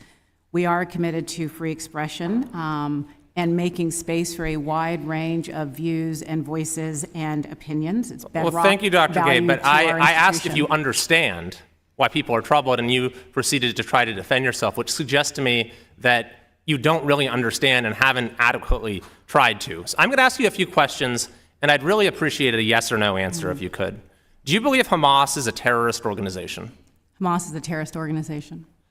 Senator Schumer, in a speech a few days ago, characterized October 7th as a vicious, blood-curdling, premeditated massacre of innocent men, women, children, and elderly. Do you agree with that characterization? That characterization is accurate, and I have condemned the heinous and Thank you. barbaric terrorist attacks. Senator Schumer also said that when students on college campuses across the country who wear a yarmulke or display a Jewish star are harassed, verbally vilified, pushed, and even spat upon and punched, that is anti-Semitism. Do you agree with him that that's anti-Semitism? I agree. Do you acknowledge that some incidents of that nature have been occurring on Harvard's campus? I have been talking with students over the last couple of months, and they have shared searing testimony about some of the things that they have experienced. And I'm glad you've made that outreach. But if you were talking to a prospective student's family, a Jewish student's family, right now, could you look them in the eye and tell them that their son or daughter would be safe and feel safe and welcome on your campus? We are absolutely committed to student safety. and Yes, to but I making didn't sure ask that every- question about your commitment. I said, could you look them in the eye right now, the family of a prospective Jewish student, and assure them that their son or daughter would feel safe and welcome on your campus? We are taking every step to ensure their physical and their psychological safety. So yes or no to and my I question, stand though. by Did that. you want to answer it? I guess I have not. answered your question. If would you say that a person who is an avowed neo-Nazi is someone that you would want to be part of the Harvard community? Those are not consistent with Harvard's values, but at the same time, we allow a wide berth for free expression. But the question was, and a would you variety of want views. such a person who is an avowed neo-Nazi to be part of the Harvard community? Yes or no? Those are not consistent with Harvard values. So you would not want such a person to be part of the community? Those are not consistent with Harvard values. Would you want someone who has called for the eradication of the Jewish people to be part of the Harvard community? Again, those are not consistent with Harvard values, where we are committed to making Would you no want space someone on who our has campus called for the elimination of the anti-Semitism. state of Israel to be part of the Harvard community? There is no place at Harvard for anti-Semitism. But the elimination of the state of Israel, someone who advocates for that, is that someone you'd want to be part of the Harvard community? There is no place for anti-Semitism at Harvard. You're not answering my questions very well, Dr. Gabe, so I'll move on. You've said today that you're proud of Harvard's initial response, the initial steps Harvard has taken in the immediate aftermath of October 7th. But one of your predecessors, Dr. Larry Summers, was anything but proud. He said that in his 50 years of Harvard affiliation, I have never been as disillusioned and alienated as I am today. The silence from Harvard's leadership has allowed Harvard to appear at best neutral towards acts of terror against the Jewish state of Israel. Looking back, is there anything you would have done differently in the aftermath of October 7th? So to be clear about what I was doing on October 7th, it was identifying whether or not we had any faculty Is or there students anything who you were would have done Israel. differently? Had I known that the statement issued by the students would have been wrongly attributed to the university, I would have spoken sooner about it. But I was focused on action that weekend, not statements. Well, I appreciate you saying that, but it's clear for me from your testimony, President Gay, I don't think you're a person of any kind of prejudice yourself, but you clearly seem to believe that that the forces of anti-Semitism are a constituency that needs to be catered to. I think that's clear from your silence, from the carefully parsed statements, from the Orwellian passive voice, and unfortunately, that message was heard loud and clear by the forces of anti-Semitism on your campus and has reverberated across American higher education and seeped into our broader culture. So we need fundamental cultural change Thank you, on Mr. university Kiley. campuses. Thank you, Mr. Kiley. Mr. DeSanya, you're recognized for 5 minutes. Thank you, Madam Chair. I want to thank the witnesses and just comment.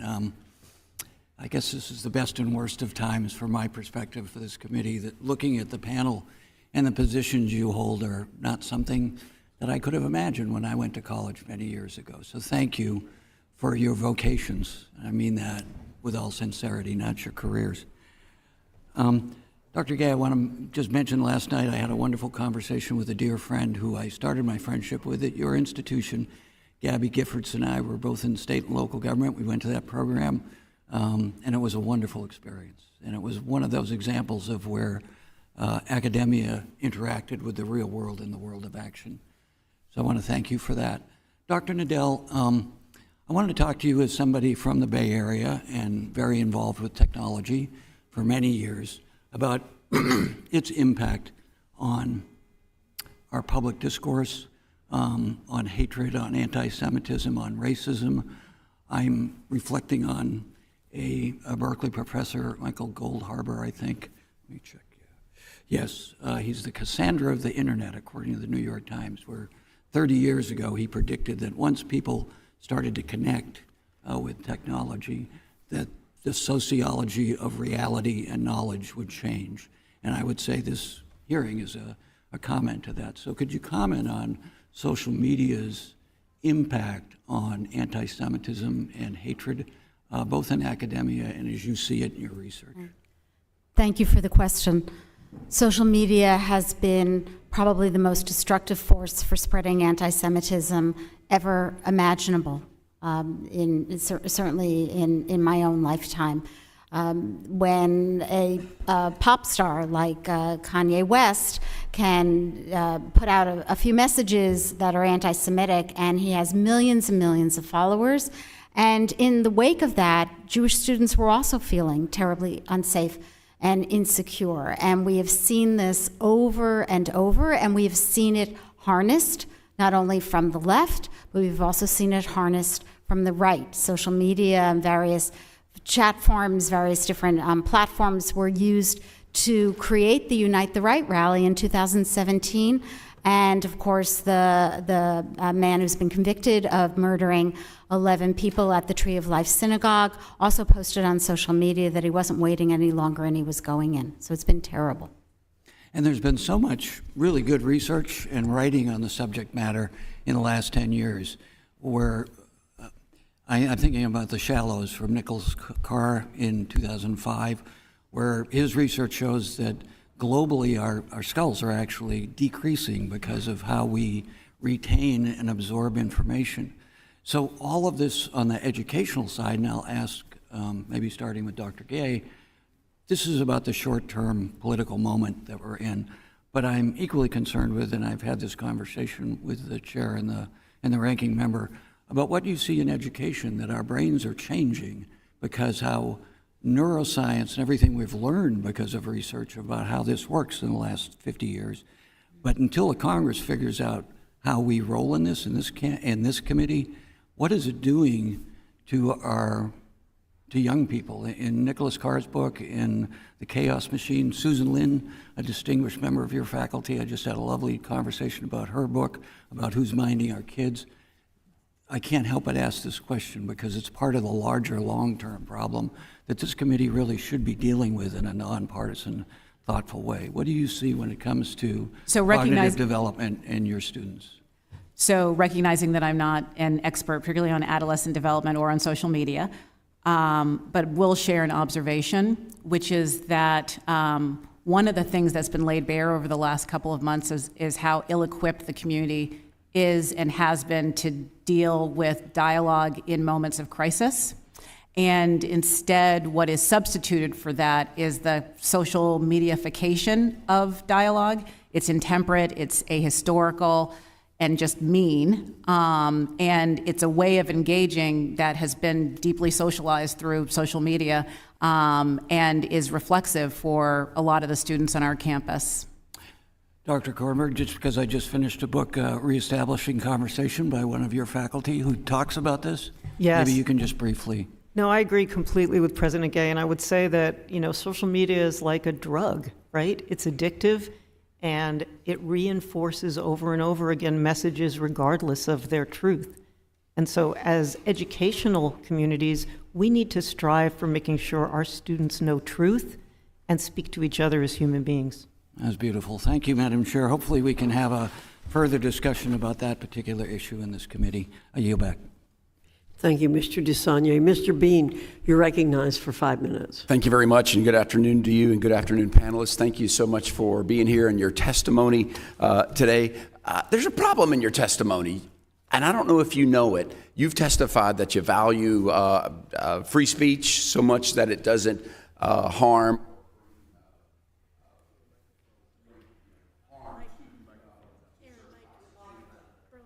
Very good. Thank you. It came off, Madam Chair. Your testimony today, you've all testified that you value free speech so long as it doesn't interfere or harm students. You've said that you've created a very safe haven and you value safety for your students. The problem is the evidence doesn't support your testimony. Just as we started our meeting, the videotape showed what's really happening on your campus.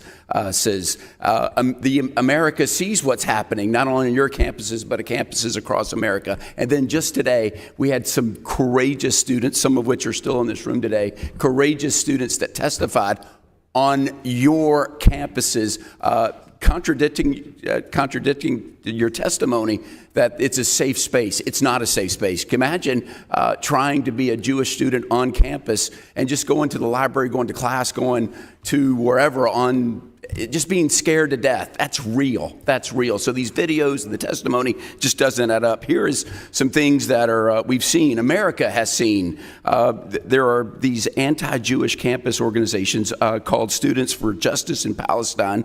They've been suspended and kicked off many campuses, but none of yours since October 7th. Their purpose is to just harass and intimidate Jewish students into retreating from campus life. President Gay, there are numerous videos of Students for Justice in Palestine.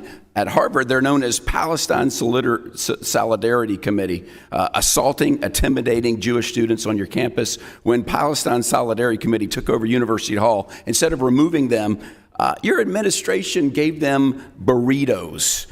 President Kornbluth, in one of the most observed, crazy campus incidents of the past 2 months, a viral video went of a math professor at MIT handing his lecture over to MIT's version of Students for Justice in Palestine, the MIT for Palestine Coalition, who invoked lies and just called for hatred and harm against Jewish students.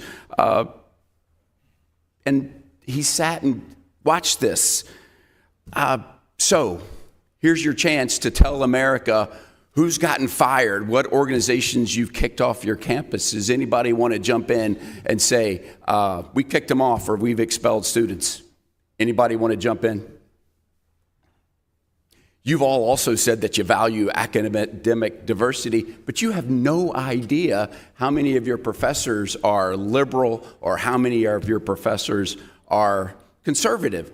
So how do you know? If you don't know that, that's a pretty important piece of information. If you don't know that, how do you know that you're academically diverse? Anybody jump in? Just go for it. I just happen to have the Harvard Crimson, which did a study of their professors on Harvard campuses. This is dated last year. 80% of professors either identified as liberal or very liberal. 80% of the faculty there versus 1% identified as conservative, 0% identified as very conservative. So 80% versus 1%. President Gay, is that the type of academic diversity that you brag about at America's leading institution, Harvard? We seek to have a very diverse campus on every dimension. 80% versus 1%, you would say that's diverse. Madam Chair, I'd like to yield the remaining of my time to the gentlewoman from New York, Ms. Stefanik. Thank you. Dr. Gay, according to the Hillel College Guide, the Crimson Freshman Survey, and even Harvard's own Education Next journal, the population of Jewish undergrads at Harvard has plummeted from roughly 25% in the 1980s to between 5 and 10% now. Why is that? That is not data that we collect as part of the admissions process, so I can't speak to those numbers or to the trajectory. So what is the percentage of students who are Jewish at Harvard in undergraduate now? We do not collect religious affiliation as part of the admissions process. Do you not rely on data collected by Harvard Hillel, which you visited for the first time after October 7th? I'll just be honest with you. When I was a freshman, I enjoyed going to Harvard Hillel and had the opportunity to celebrate Shabbat dinners with my fellow undergrads.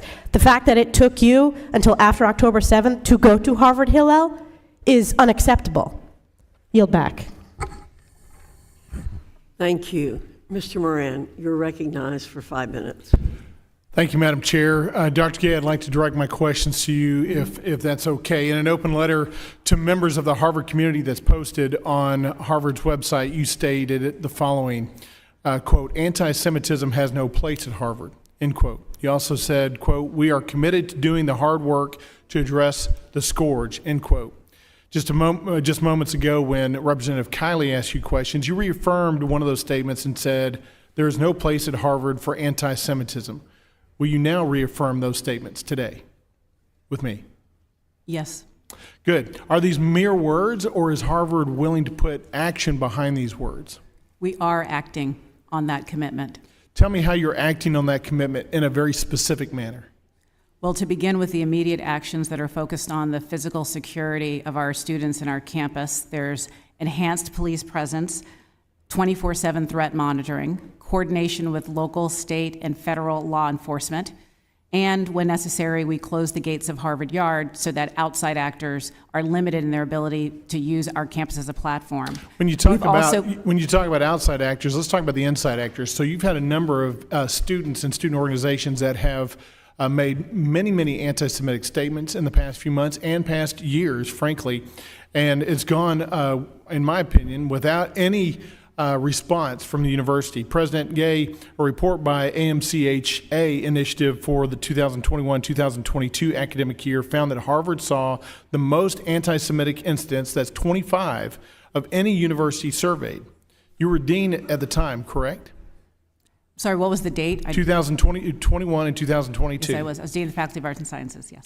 In 2022, after the editors of the Harvard Crimson endorsed the anti-Semitic BDS movement, which seeks the destruction of Israel, a group of 49 faculty penned a letter defending the Crimson editors.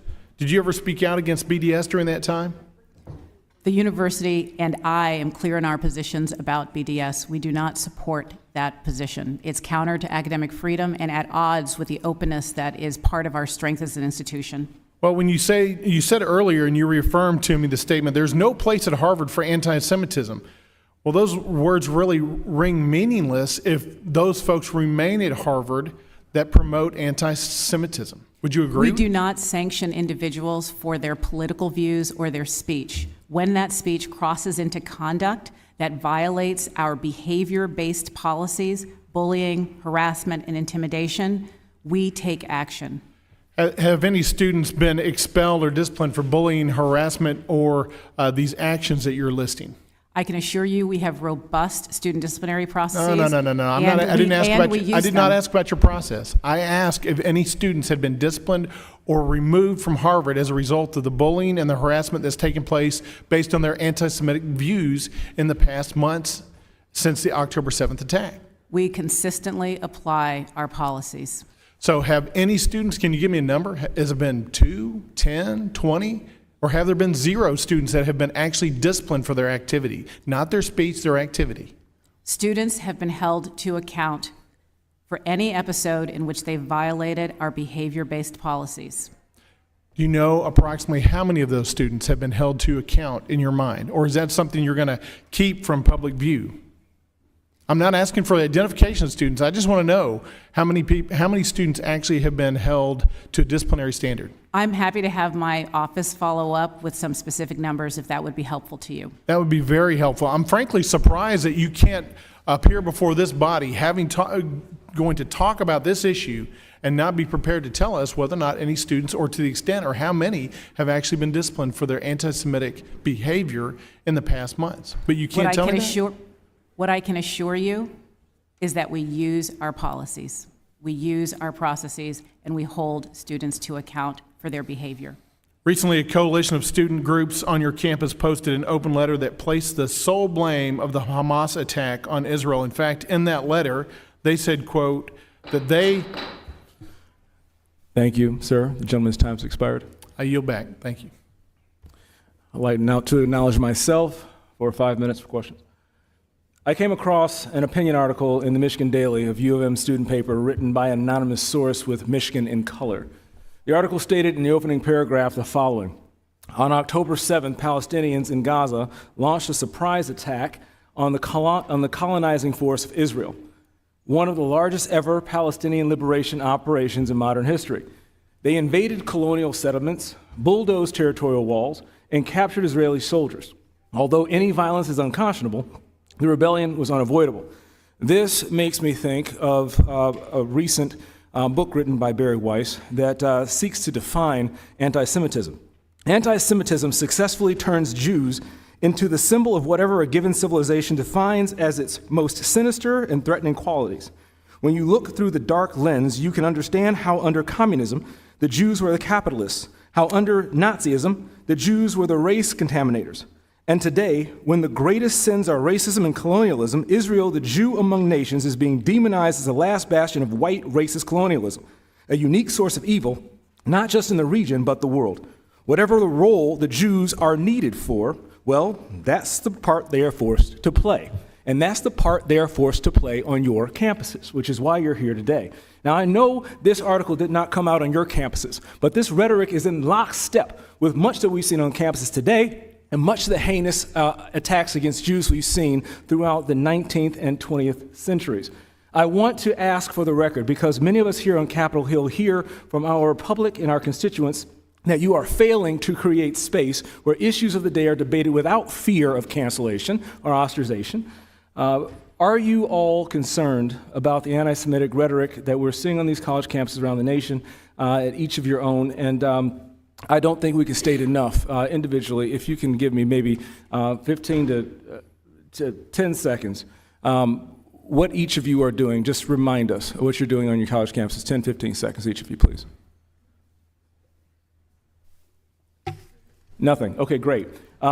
Some of your peers have turned a blind eye or even permitted anti-Semitic speech by faculty, students, and outsiders on campus. The question today is, again, what you're doing about it. I got silence a couple seconds ago. Maybe you've been given a couple seconds to think about it. But I'll make this easier. Would each of you commit to conducting a review of what is taught and promptly report back to this committee with recommendations on how to address these topics? Okay, I'll take silence as a no.